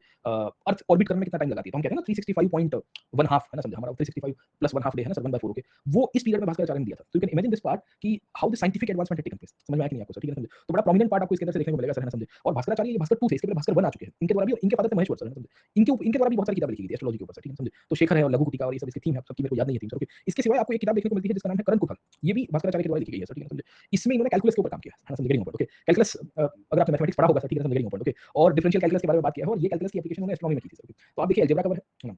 आप देखिए अरिथमेटिक कवर है, आप देखिए कैलकुलस कवर है। इन तीनों का बेसिकली एप्लीकेशन इन्होंने किया है एस्ट्रोनॉमी के ऊपर, सर, समझे। Very important, okay. देखो मैं जब क्या कह सकते हैं कि मैथ्स मेरे को पसंद नहीं आता था, सर, ओके। बहुत फेल होता था। पर कुछ-कुछ चीजें मेरे को उतनी समझ में आ रही थी कि इसकी एप्लीकेशन बहुत जगह के ऊपर होती है, सर, ओके। Very important. पर खैर अपने लिए थोड़ा प्रॉब्लमैटिक रहा डिफरेंशियल इक्वेशन और इंटीग्रेशन और क्या-क्या कहते हैं इधर-उधर की बातें, सर, ओके। क्योंकि इंटरेस्ट मेरे को किसी ने बताया होगा ना कि इसकी एप्लीकेशन यहाँ पे होगी ना, ये रॉकेट ऐसे उड़ता है उसके पीछे मैथमेटिक्स है, सर, ओके। ना अल्टीमेटली फिजिक्स में भी मैथ्स तो आएगा ही ना, सर, ऐसा तो नहीं कि मैथ्स नहीं आएगा, समझिए। Okay. But then we find कि है ना ये सांप ने तो जिंदगी बर्बाद कर दिया लोगों की, सर, समझ में आ गई नहीं आपको, सर, ओके। तो दो सांप आते थे ना, डबल इंटीग्रेशन, सर, और पता नहीं ये अंडर रूट करके क्या डालता था और पीछे इंफिनिटी मतलब क्या कहते हैं बेसिकली साइंस ही बना के देता था। समझ में नहीं आता क्या कर दिया इन्होंने, सर, हमारे साथ मजाक किया हुआ है, समझिए। बच्चा बेचारा क्या कर देता, सर, सर। मेरे को लगा कोई दैवीय शक्ति थी जो मेरे को मदद कर रही थी परीक्षा पास करने में। दैवीय शक्ति समझ में आ रहा है, सर, ओके। मैं अभी भी देखता हूँ, मेरे को ना समझ में आया ये क्या हो गया, सर, मैं कैसे पास कर दिया, सर, मतलब just some divine aura that help me to clear this, okay ना। मतलब तू आगे बढ़, जीवन में तेरे को बहुत आगे जाना है, सर। समझ में आया कि नहीं आपको, सर? तो जो नॉन मैथमेटिक्स वाले हैं मेरा भाई साहब है ना, हम भी नॉन मैथ्स तो पता नहीं कैसे निकला, सर। खैर चलिए, the issue only is the interest, okay ना। इंटरेस्ट होता है तो बहुत सारी चीजें आपको मिलती है, सर। खैर तो देखिए सारंग देव ने संगीत रत्नाकर लिखा। तो there were 7 chapters okay in this book okay that talked about cultural development sir okay ना। इनफैक्ट भास्कराचार्य के नेफ्यूज थे और उनके पोते हुआ करते थे अनंत देव और चंद्रदेव। इन्होंने एस्ट्रोनॉमिकल लैबोरेटरी बनाई थी, ऑब्जर्वेटरी बनाई थी सर उस पीरियड में सर, ठीक है। और इन्होंने भी कमेंट्रीज लिखी है सर, समझे। तो you will surprise to see the generation of Bhaskaracharya sir, ठीक है समझे। इनके द्वारा भी वी विल सी कि एस्ट्रोलॉजिकल स्कूल्स का निर्माण किया गया सर, ठीक है। मतलब आपको जान के बड़ी हैरानी होगी, अनंत देव ने खानदेश में मतलब आज के महाराष्ट्र के अंदर ये एस्ट्रोलॉजिकल कॉलेज है ना, ऑब्जर्वेटरी देखने के लिए सर, ओके। एंड फिर चंद्रदेव जो थे उन्होंने बृहत संहिता के ऊपर और ब्रह्मगुप्त सिद्धांत के ऊपर कमेंट्री लिखी। तो आप देखिए कि this is the period where commentaries were compiled on the scientific text, है ना, समझे कि नहीं समझे। Commentaries were not only compiled only in the religious text but the commentaries were also compiled on the scientific text. आप देखिए कि हमने अभी तक देखा कि Vighneshwara was a commentary, Dayabhaga used to be a commentary, right और रॉन्ग सर, है ना, समझे। वो टीका के रूप में था, वो भाष्य के रूप में था, राइट। हमें ये पता चल रहा है कि वो सब धार्मिक या एक प्रकार के धर्मशास्त्र थे, है ना। यहाँ साहित्य के अंदर हमको दो प्रकार का डेवलपमेंट मिला, एक तो इंडिजिनस लिटरेचर बन गया मराठी भक्ति साहित्य, जो भक्ति मूवमेंट के कारण निकल के आता है, जैसे ज्ञानेश्वरी लिखी गई है ज्ञानदेव के द्वारा सर, ठीक है। तो बड़ी प्रोमिनेंट थी सर, समझे। दूसरी अगर आप समझने की कोशिश करिए तो हमें पता चल रहा है कि साइंटिफिक डेवलपमेंट में भी बुक्स लिखी गई है और ये बुक्स में कमेंट्री भी लिखी गई है और नई किताबें भी लिखी गई है सर, है ना, समझे। तो ये सब कुछ बड़ा प्रोमिनेंट पार्ट आपको इसके अंदर से मिलेगा सर, समझे। तो you can highlight this portion as well, है ना। तो आप दो पॉइंट इसके अंदर से ऐड कर दीजिएगा कि भाई कैसे डिफरेंट बुक्स वर कंपाइल्ड और ये बुक्स के अंदर एस्ट्रोलॉजिकल स्कूल्स एंड बृहत संहिता के ऊपर कमेंट्रीज, ओके। बृहत संहिता किसने लिखी थी सर? नवराम ने लिखी थी। ब्रह्मगुप्त सिद्धांत ब्रह्मसूत्र करके 4th से 7th सेंचुरी में just in the post Gupta period इनके समय पे आपको मिलता है सर, ठीक है। तो we were see many things that were developing sir, समझे। तो स्टोरी ये चलती है कि ये जो क्या कह सकते हैं यादव डायनेस्टी थे, इनके दौरान रिलीजियस डेवलपमेंट भी बहुत हुए सर। ये रिलीजियस डेवलपमेंट के अंदर आपको ज्ञानदेव मिलते हैं, आपको महानुभव संप्रदाय दत्तात्रेय भगवान आपको इसी पीरियड के अंदर से आपको मिलेंगे सर, ठीक है ना। तो दत्तात्रेय को संत के रूप में भगवान के रूप में लोग कंसीडर करते हैं सर, ठीक है, समझे। तो उनका आपको डेवलपमेंट मिल जाएगा सर, वीर शैव सेक्ट आपको मिल जाता है। तो बहुत एक से अधिक प्रकार के संप्रदायों का डेवलपमेंट मिला। इनफैक्ट इस पीरियड में जैनिज्म भी एग्जिस्ट कर रहा था सर, समझे। So there were Jain monasteries that were built at that time, तो बड़ा प्रोमिनेंट पार्ट है दक्षिण भारत के पॉइंट ऑफ व्यू से। जहां हम लोग देवगिर के पॉइंट ऑफ व्यू से जब हम लोग हिस्ट्री को देखेंगे तो continuously we will find one और द अदर लिंकेजेस, है ना, जो इसके साथ जुड़ी हुई है सर, ओके। और फिर भक्ति मूवमेंट की अलग ही इंपैक्ट, भक्ति के ऊपर कल परसों की क्लास के अंदर और डिस्कस करेंगे, मराठी भक्ति मूवमेंट कैसे चला सर, ओके। तो ओवरऑल स्थिति ऐसी रही है कि बहुत सारी किताबें लिखी गई, बहुत सारे बुक्स लिखी जाती है। मैंने आपको बताया संगीत रत्नाकर है, मराठी भक्ति का डेवलपमेंट होना सर, ठीक है। और भी किताबें हैं सर ना, महानुभव सेक्ट के बारे में मैंने अभी आपको बताया सर, ओके। इनफैक्ट संगीत रत्नाकर की जो किताब थी ना सारंगदेव के द्वारा, उसमें फिर उस वो बुक के ऊपर भी कमेंट्रीज लिखी गई। मतलब Sangeet Ratnakar was the first book of early medieval era और मेडिवल एरा जो मेनली निकल के आई with reference to we can say musical development and the development of culture, okay, समझे। संगीत रत्नाकर जब लिखी गई 12th सेंचुरी में, उसके 100 150 साल के बाद, है ना, कंटीन्यूअसली उसके ऊपर भी कमेंट्रीज आई। तो एक किताब देखने को मिलती है Sangeet Sudhakar. Sangeet Sudhakar was compiled in 14th century sir, समझे। और ये एक और किताब देखने को मिलती है Kalanidhi, that was also commentary on Sangeet Ratnakar, okay. तो you see how different different forms of literary traditions are evolving, okay, even with respect to cultural development, okay. और ये सब कुछ अर्ली मेडिवल से लेकर ट्रांजिशन में मेडिवल पीरियड के अंदर आपको मिलता है सर, समझे। तो हमारे पास बहुत ऑथर्स हैं, बहुत सारी किताबें आपको मिलती है। इनफैक्ट आप समझने की कोशिश करिए तो हमें ये भी पता चल रहा है कि फोक ट्रेडिशंस को बहुत इंक्लूड करने की कोशिश की गई। विठोबा मूवमेंट था, कृष्ण भक्ति हो रही थी, तो शिशुपाल वध के ऊपर किताबें लिखी जाती है सर, ओके। तो ऐसी बहुत सारी ट्रेडिशंस है, उसको इम्बाइब करते हुए ये सब चीजें मिलेगी। Yadava dynasty continue to flourish, okay, समझे। But then finally Alauddin Khilji ने पहली बार अटैक किया इनके ऊपर सर, ओके। और Khilji over period of Yadav को अपना सामंत बना देता है और अलाउद्दीन खिलजी यादवों से ही जो पैसे लूटे थे उसकी बदौलत दिल्ली का सुल्तान बना सर, समझे। Actually Khilji was the governor of Kara. So being governor of कारा जलालुद्दीन ने उसको यहाँ पे अपॉइंट किया था, जलालुद्दीन खिलजी ने, कि भाई तू मेरा जमाई भी है और मेरा, है ना, काइंड ऑफ, है ना, रिलेटिव भी है, तो ये सब ईस्टर्न पार्ट संभाल सर, ठीक है। तो कारा इसलिए इलाहाबाद से लेके बिहार वाला रीजन सर, है ना। तो कारा मूलतः से इलाहाबाद से शुरू होके बिहार तक जाता था sir, the whole area was the governor, okay. So over period of time उसको देवगिर के बारे में पता चला सर, है ना, खिलजी को, कि भाई यहाँ पैसा बहुत है सर। तो बीइंग गवर्नर उसने देवगिर को आक्रमण किया। देवगिर को आक्रमण करने के बाद वहां से लूट लिया। तो वहां के राजा थे रामचंद्र, रामचंद्र को उसने अपना सामंत बना दिया। जिंदा रहना है तो तुम्हें करना पड़ेगा, खत्म कर देंगे तुम्हें, ठीक है, समझे। So over period of time we will come to know कि खिलजी के साथ ये हुआ कि खिलजी यहाँ से पैसा बहुत सारा लूट के गया सर, ठीक है। So when he took away the money ultimately उसने जलालुद्दीन खिलजी को बुलाया वहां पे, है ना, कारा के पास, बोला आओ कभी हवेली पे सर, ठीक है। और फिर बोट में से उसको नदी क्रॉस करे, गंगा नदी, एंड जलालुद्दीन खिलजी को मार दिया गया सर, ठीक है, समझे। तो गेट किसी और के ऊपर गिरता है, उसको तो मारा गया था प्रॉपर्ली। एक्चुअली जलालुद्दीन खिलजी बड़ा लालची था सर, ठीक है। लालची होने का मतलब ये था कि ऑब्वियस है कि तुम्हारा गवर्नर जीत गया तो गवर्नर तुम्हें चढ़ा देना है, तुम गवर्नर के पास चढ़ा देने जाओगे या लेने जाओगे, ठीक है ना। ये बेसिकली आशिता गवर्नर है अपने वैशाली की सर, ठीक है। Very simple, okay. आशिता will take the tribute to the governor और the governor eventually will invite the king for the sharing of tribute sir, okay. Simple है ना सर, ठीक है। तुम गवर्नर हो, तुमको ऊपर जाके देना पड़ेगा कि देखो इतना लूट के लेके आया सर, ठीक है। तो उल्टा हो गया यहाँ पे सर, आशिता ने वैशाली को बुलाया, बुलाओ, है ना, कभी हवेली पे। वैशाली आई, अब दोनों बीच में नदी है सर, ठीक है, गंगा नदी अपनी निकली एंड एक साइड के ऊपर विल सी की जलालुद्दीन खिलजी बैठा हुआ है, दूसरी साइड पे दोनों तंबू डाल के बैठे हुए हैं। तो जलालुद्दीन को उसके अधिकारी ने कहा कि राजा उसको यहाँ पे बुलाओ, है ना, तुम इतना दूर क्या आए हो, तो आएगा क्रॉस करके, उसकी कौन सी बड़ी बात है सर, ठीक है। बट देन अलाउद्दीन ने उनको मैसेज भिजवाया, बोले इधर आ जाओ, तुम्हारे लिए सब व्यवस्था किया हुआ है सर, ठीक है। तो एक ही बोट भेजी, एक या दो बोट भेजते हैं। अब जलालुद्दीन की पूरी सेना थी, 15-20 हजार सोलह लोग थे पीछे सेना के अंदर, बट ओनली 1 और 2 boats were sent, okay, by Alauddin. वहां से 2 बोट में आए, 10-15 लोग आए, आके निपटा दिया उसने, आके सर गले लगा, खड़ा करके मार दिया। फिर अलाउद्दीन खिलजी को पता था कि विद्रोह हो जाएगा, सुल्तान को मारा है। तो अलाउद्दीन खिलजी ने अपनी सेना को इकट्ठा किया, कहा कि देखो तुमको क्या चाहिए, पैसा चाहिए तो मैं दे देता हूँ सर, समझे। तो देवगिर से जो पैसा लूटा था वो अपनी सेना में बांट दिया उसने, अपनी सेना में और जलालुद्दीन की सेना में। तो जलालुद्दीन सेना के अंदर जो लोग बैठे हुए थे, जो खास करके विद्रोह करने का प्लान था, उसमें ज्यादा लोग उसने खरीद लिया पैसे से। जो लोग मना कर रहे थे उनको उसने खत्म करवा दिया, बोला मारो इनको सर, भाई भाई को मार रहा था, डिफेक्शन हो गया सर, ठीक है, समझे। फिर उसने जलालुद्दीन खिलजी की बॉडी को, मतलब उसकी जो शरीर थी, उसको घोड़े पे बिठा के पूरी ईस्टर्न इंडिया में घुमाया, कारा, बिहार, इलाहाबाद में, आजू-बाजू में लोगों को दिखाया, बोला तुम्हारा सुल्तान देखो, समझे, समझे। फिर 2 महीने के बाद दिल्ली गया सर, दिल्ली गया तो भी पैसा डालते-डालते गया सर, क्योंकि देवगिर का पैसा था, सब पकड़ था सर, समझे। और इस तरह से विल सी की राजा बन गया अलाउद्दीन, समझे, समझे। समझ में आ नहीं आपको सर, ओके। तो बड़ा वेरी चालाक ब्रो सर, है ना, समझे। तो देवगिर ही था जो अलाउद्दीन खिलजी को सुल्तान बनाता है, कहने की बात मेरी ये है सर, ठीक है। इसकी इतनी, मतलब आप देखिए कि रिचनेस थी, ये जगह के पास इतना पैसा था, इतना संशोधन था सर, ठीक है। तो Yadava was continued to subserve the we can say the Khiljis, okay. And मजे की बात आपको ये मिलती है कि देवगिर के राजा Ramachandra over period of time Alauddin Khilji का सामंत बन गया। सामंत बनने का मतलब समझ में आया सर, ठीक है, समझे। देवगिर ही था जो खिलजी को हेल्प करता गया सर। तो जब काकटिया के साथ लड़ाई हुई, होयसाल के साथ लड़ाई हुई, पंड्यास के साथ लड़ाई हुई, तो देवगिर का राजा इनको रास्ता दिखाता था, आगे जाके राइट लेने का, लेफ्ट लेने का, वो दखन का था सर, ठीक है ना। He knew all the routes as well sir, okay. फिर एक बार रामचंद्र ने डिफेक्शन मार दिया, डिफेक्शन मतलब किसी खिलजी ऊपर दिल्ली में बैठा हुआ था, फिर मलिक काफूर को भेजा गया, बोले जाके इनको ठीक करो सर, समझे, very important, okay. And over period of time फिर देवगिर की पूरी बजाई जाए सर, समझे। तो यू विल सी दैट लंबी कहानी है, बट आपको ये चीज समझ में आनी चाहिए कि what has been the history of Devagiri sir, समझे। तो देवगिर की बड़ी सिग्निफिकेंट पार्ट है, पैसा ठीक-ठाक आपको यहाँ से मिलता है। इनफैक्ट इस पीरियड में आपको मर्चेंट गिल्ड्स के भी एविडेंसेस मिलेंगे और वी विल सी कि ट्रेड एंड कॉमर्स भी ठीक-ठाक चल रहा था सर, समझे। तो Aihole continue to exist as a trading organization, है ना, समझे, समझे। तो वी विल सी कि वीरल बलांच करके एक ऑर्गेनाइजेशन के बारे में आपको शब्द मिलता है, ये was a trade organization at Aihole. ये दर्शा रहा है कि अहोल का इंपोर्टेंस इवन 1200 के आसपास भी एग्जिस्ट कर रहा था। ओके, सेठी और नखरा जो थे वो इनके मर्चेंट गिल्ड्स थे, वो अहोल में बैठे थे, अहोल और बाकी वाले रीजन में। तो दैट शोस कि हाउ वेल्दी दिस रीजन वर है ना, ये रीजन कितने वेल्दी हुआ करते थे, जिनको finally we will come to know कि खिलजी ने आके खत्म किया सर। तो you understood the context of Devgiri and history of Devgiri कैसे हुआ सर। तो अहोल के बारे में तो मैंने आपको बता दिया था कि भाई कितनी प्रोमिनेंट गिल्ड हुआ करती थी सर। तो ये यादव से है ना, यादव से कल्चरल हिस्ट्री में पता होनी चाहिए कि what has been the cultural history of the Yadavas and why they are important with respect to the early medieval periods. Okay, देखो majority of this dynasties were finished by the Delhi sultan. जैसे सेनास को बख्तियार खिलजी ने खत्म किया, वो मोहम्मद गोरी का सेनापति था। आप देखने की कोशिश करोगे यादव को खिलजी खत्म करेंगे, है ना, समझे। काकटियास को तुगलक खत्म करेंगे सर। ओके, और होयसाल डायनेस्टी उसको भी खिलजी खत्म करेगा सर। ओके, तो इस तरह से स्टेप बाय स्टेप आपको अलग-अलग डायनेस्टीज आपको दिखेगी जिनको फिनिश ऑफ किया जाएगा सर। मैम की बुक में जाने की जरूरत नहीं है सर। वो ये एक्चुअली बड़ा स्केटर्ड पार्ट है, 3-4 किताबों में इधर-उधर दिया हुआ है, उसको कंपोज कर दिया है। हमारे लिए 200-250 शब्द का सवाल आएगा कल्चरल सिग्निफिकेंस या आपको ओवरऑल सोशियो पॉलिटिकल कंडीशंस या India on the eve of the Turkish सल्तनत। ओके, ये कि जब तुर्की के सुल्तान भारत में एस्टैब्लिश कर रहे थे तब भारत की स्थिति क्या थी सर, समझे। तो एक स्थिति थी कि इनके बीच में यूनिटी नहीं, एक स्थिति थी कि सामंतवाद था, एक स्थिति थी कि जो ये लोग कल्चरल सेंटर्स के पॉइंट ऑफ व्यू से काफी फ्लरिश हुए सर। ओके, समझे। And all of this actually led to condition कि जब दिल्ली के सुल्तान सत्ता के ऊपर है उनको खत्म करेंगे सर, समझे। राजपूताना डायनेस्टी में भी यही होगा ना, इनको राजपूताना डायनेस्टी को कौन खत्म करेगा, दिल्ली सुल्तान से, समझे। राजपूत सारे जैसे चौहान हार गए, चौहान के बाद और भी डायनेस्टीज थी ना सर। ओके, नॉर्थ इंडिया के अंदर उनको किसने खत्म किया, रणथंभौर में राजपूत डायनेस्टी थी। आप समझने की कोशिश करोगे तो मेवाड़ में थी, मारवाड़ में थी सर, समझे। तो all of this Rajput dynasties were finished of one by one by the Delhi सल्तनत और कुछ-कुछ फिर अल्टीमेटली मुगल से खत्म किए गए सर। Very important. ओके, तो हमको क्लैरिटी होनी चाहिए कि कैसे वी विल सी कि डेवलपमेंट होता है सर। क्या चलिए सर,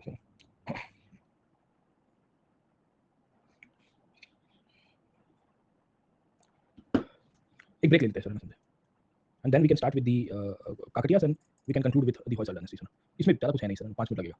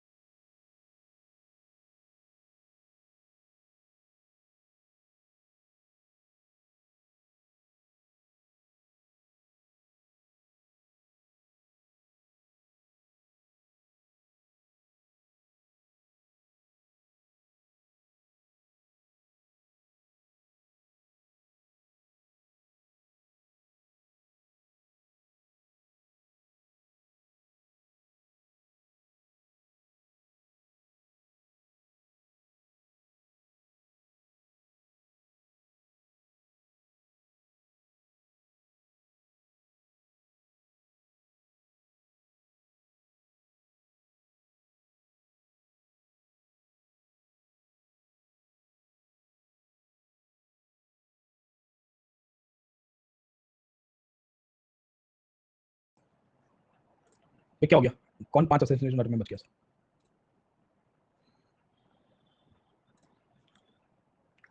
ये देखो sir. The temples of Himadi Panthis style made by Yadavas in my town which are considered the very first capital है। तो both the temples are dedicated to Shiva। चलिए सर, थैंक यू। देखिए एकदम बढ़िया ना। Lakes which are the first temples, you know, secret tunnel leading outside, second temple sir. क्या बात है सर।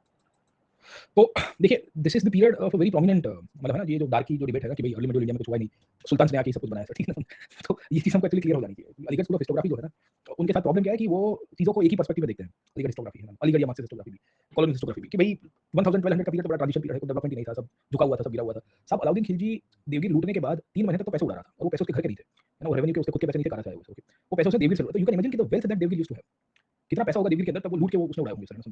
तो ये जो हाइपोथेटिकल डिबेट है कि भाई क्या कह सकते हैं कि भाई अर्ली मिडिवल इंडिया में एकदम बड़ा मॉनेटरी एनेमिया आ गया है, स्टैग्नेशन हो गया है, तो यार तुम्हें यहाँ गिल्ड देखने को मिल रही है, तुम्हें अहिहोले जैसी जगहों का एविडेंस अभी भी मिल रहा है। अहिहोल कब से एग्जिस्ट कर रहा है, सब 7वीं शताब्दी से एग्जिस्ट कर रहा है, 7वीं सेंचुरी से।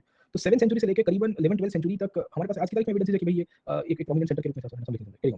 सो यू कैन इमेजिन कि सो प्रोमिनेंट एरियाज वर देयर। और इन सब से ही हम लोग हमारे जो भी पॉइंट्स हैं, आंसर्स के जो भी पॉइंट आते हैं कि भाई एक जो डार्केस्ट डिबेट है या एक प्रकार की ऐसी सिग्निफिकेंट डिबेट है कि यहाँ सब स्टैग्नेंट हो गया, तो वो तो हम नहीं लिखेंगे ना सर। तो इससे हम लोग सिग्निफाई कर देंगे, जस्टिफाई कर देंगे हमारे पॉइंट्स को सर कि भाई देखो ऐसी स्थिति एकदम बिल्कुल नहीं थी सर, जैसा ये बोला गया है सर 1200 या 1300 के ट्रांजिशन के अंदर। खैर चलिए let me come to. Okay, so हम क्योंकि देखो ये वेस्टर्न हिस्टोग्राफर्स क्या कहते हैं, वो सिलेक्टिवली उठाते हैं, तो हमको बेसिकली उसको काउंटर कर देना है और काउंटर करके अल्टीमेटली अपने पॉइंट्स को जस्टिफाई कर देना है सर। खैर अब देखिए कि लास्ट 2 डायनेस्टीज साउथ के ऊपर चले जाते हैं। Mainly let us try to understand with respect to the Kakatiyas of Warangal sir, समझे, and the Hoysala of Dwarasamudra sir, समझे। अब इन दोनों डायनेस्टीज का भी अगर आप ओरिजिन और इमर्जेंस देखने की कोशिश करिए तो कब से हुआ सर, ठीक है, समझे। So something the transition of 1100 हो गया, समझे, 1100 या 11th सेंचुरी के बाद के पीरियड के अंदर आपको इनका ओरिजिन मिलेगा। एंड ये निकल के आया because of the downfall of Cholas, okay ना, when the imperial Cholas went downfall sir. Okay, there is emergence of the Kakatiyas of Warangal and the Hoysala of Dwarasamudra. Both of this dynasties were so prominent that they were highlighted by we can say Marco Polo and other basically travelers who had come sir, ना। जैसे काकटियास के बारे में तो Marco Polo ने लिखा है, Marco Polo 13वीं century में आया था 1288 में सर। ओके, बट उसने हाईलाइट किया है कि भाई देखो मैं जब आया तो मैंने देखा कि वहाँ एक क्वीन हुआ करती थी सर, ना, रुद्रमा देवी के बारे में सर, ठीक है, और उसने रुद्र पहले लिख दिया था गलती से, उसने कहा कि तो रुद्र है सर, ठीक है। तो यू कैन इमेजिन कि how prominent this dynasty used to be sir, समझे। तो इन्होंने वारंगल के अंदर टेंपल्स बनाए, कॉम्प्लेक्सेस का निर्माण किया सर, ठीक है, तो ये बड़ी प्रोमिनेंट पार्ट आपको मिलती है सर। ये नॉमिनेटेड अब तो नहीं है, तो यूनेस्को वर्ल्ड हेरिटेज साइट हो गई है sir. Okay, and we will see कि गणपति देव पर की जो काकटिया के रूलर थे उनके समय का आपको ये मिलता है सर, ठीक है, एंड वी विल सी कि कोहिनूर डायमंड इनके द्वारा बनते हैं। तो वी विल सी कि the Kakatiyas continued to contribute in one और द अदर फॉर्म सर, समझे। And we can say the historical significance can be seen with respect to the architecture. The historical significance can also be related to the cultural development, so कहना समझे, the economic development. अब देखिए यहाँ से diamond निकल के आया है, यहाँ 1000 पिलर का एक टेंपल है, 1000 पिलर से बना हुआ है, ठीक है समझे, वारंगल उसके आजू बाजू में। तो ये क्या दर्शाता है, ठीक है समझे, तो काकटिया डायनेस्टी थी तो प्रोमिनेंट थी सर, ऐसे तो ऐसे नहीं बना होगा रातों रात आके सर। तो वी विल सी कि वेल्दी भी थी सर, है ना। इनके पीरियड के अंदर ही हमें ये पता चलता है कि शैविज्म की संप्रदाय बहुत सारे निकल के आए। शैविज्म का संप्रदाय के पॉइंट ऑफ व्यू से पशुपात स्कूल है, कालमुख है, कापालिक स्कूल आपको देखने को मिलती है सर, ठीक है समझे। And we will also find कि तेलुगु लिटरेचर आपको मिलता है। देखिए तेलुगु लिटरेचर में बहुत इंपॉर्टेंट पार्ट मिलती है कि जैसे मैंने बताया था कि कंबन करके ऑथर थे 16 पीरियड में, इन्होंने वी विल सी की ट्रांसलेशन किया था रामायण का, ठीक है। वैसे ही आपको तिकन्ना देखने को मिलेंगे, है ना। तिकन्ना ने इसी दौर के अंदर करीबन 12th सेंचुरी के ट्रांजिशन में इन्होंने रामायण का तेलुगु वर्जन लिखा था, ठीक है ना। और आंध्र प्रदेश के अंदर भी आंध्र महाभारत का भी निर्माण किया गया था, ठीक है समझे। तो यू कैन इमेजिन कि how Kakatiyas were very prominent. In fact Kakatiyas का कंट्रीब्यूशन आपको लैंड और ये सॉइल में भी देखने को मिलता है, वाटर कंजर्वेशन को लेके। तो ये तेलंगाना की सरकार बीच में मिशन काकटिया कुछ करके चला रही थी to redevelop the old areas जहां पानी का रिक्लेमेशन नहीं हो रहा था, मतलब वाटर स्टोरेज के इशू चल रहे हैं। क्योंकि काकटियाज बेसिकली, क्योंकि आप देखिए तेलंगाना आंध्र प्रदेश जो है वो बड़ा ड्राई एरिया है ना, राइट, क्योंकि बेसिकली बारिश पहुंच नहीं पा रही है डेक्कन प्लेटू के अंदर, तो तेलंगाना प्लेटू में प्रिसाइजली। तो over period of time they were the ones who made sure कि वाटर कंजर्वेशन बहुत अच्छी तरह से हो, बावड़ी के रूप में सर, ओके। तो उनका भी इनका कंट्रीब्यूशन आपको मिलता रहता है। तो there are good number of authors who had contributed to the Kakatiyas, जिनके दौरान हमको लिटरेरी ट्रेडिशंस मिलेंगे सर, ठीक है समझे। अब वी विल फाइंड कि इनके दौरान फिर विलेज लैंड ग्रांट्स और ये सब तो पुरानी प्रीथा चली रही थी, एडमिनिस्ट्रेशन के पॉइंट ऑफ व्यू से हमने देख लिया है। और रुद्रमा देवी जैसे क्वीन भी आपको मिलती है सर, ठीक है समझे। तो रुद्रमा देवी एक क्वीन के रूप में जब एस्टैब्लिश हो रही है अपने आप को वहां पे एस्टैब्लिश कर रही है सर, ठीक है। तो ये भी एक बड़ा सिग्निफिकेंट पार्ट काकटियाज के ऊपर से हमको मिलेगा कि even women rulers were also there sir, okay. तो अर्ली मिडिवल इंडिया के अंदर, है ना समझे, हम लोग जब ये कहते हैं कि भाई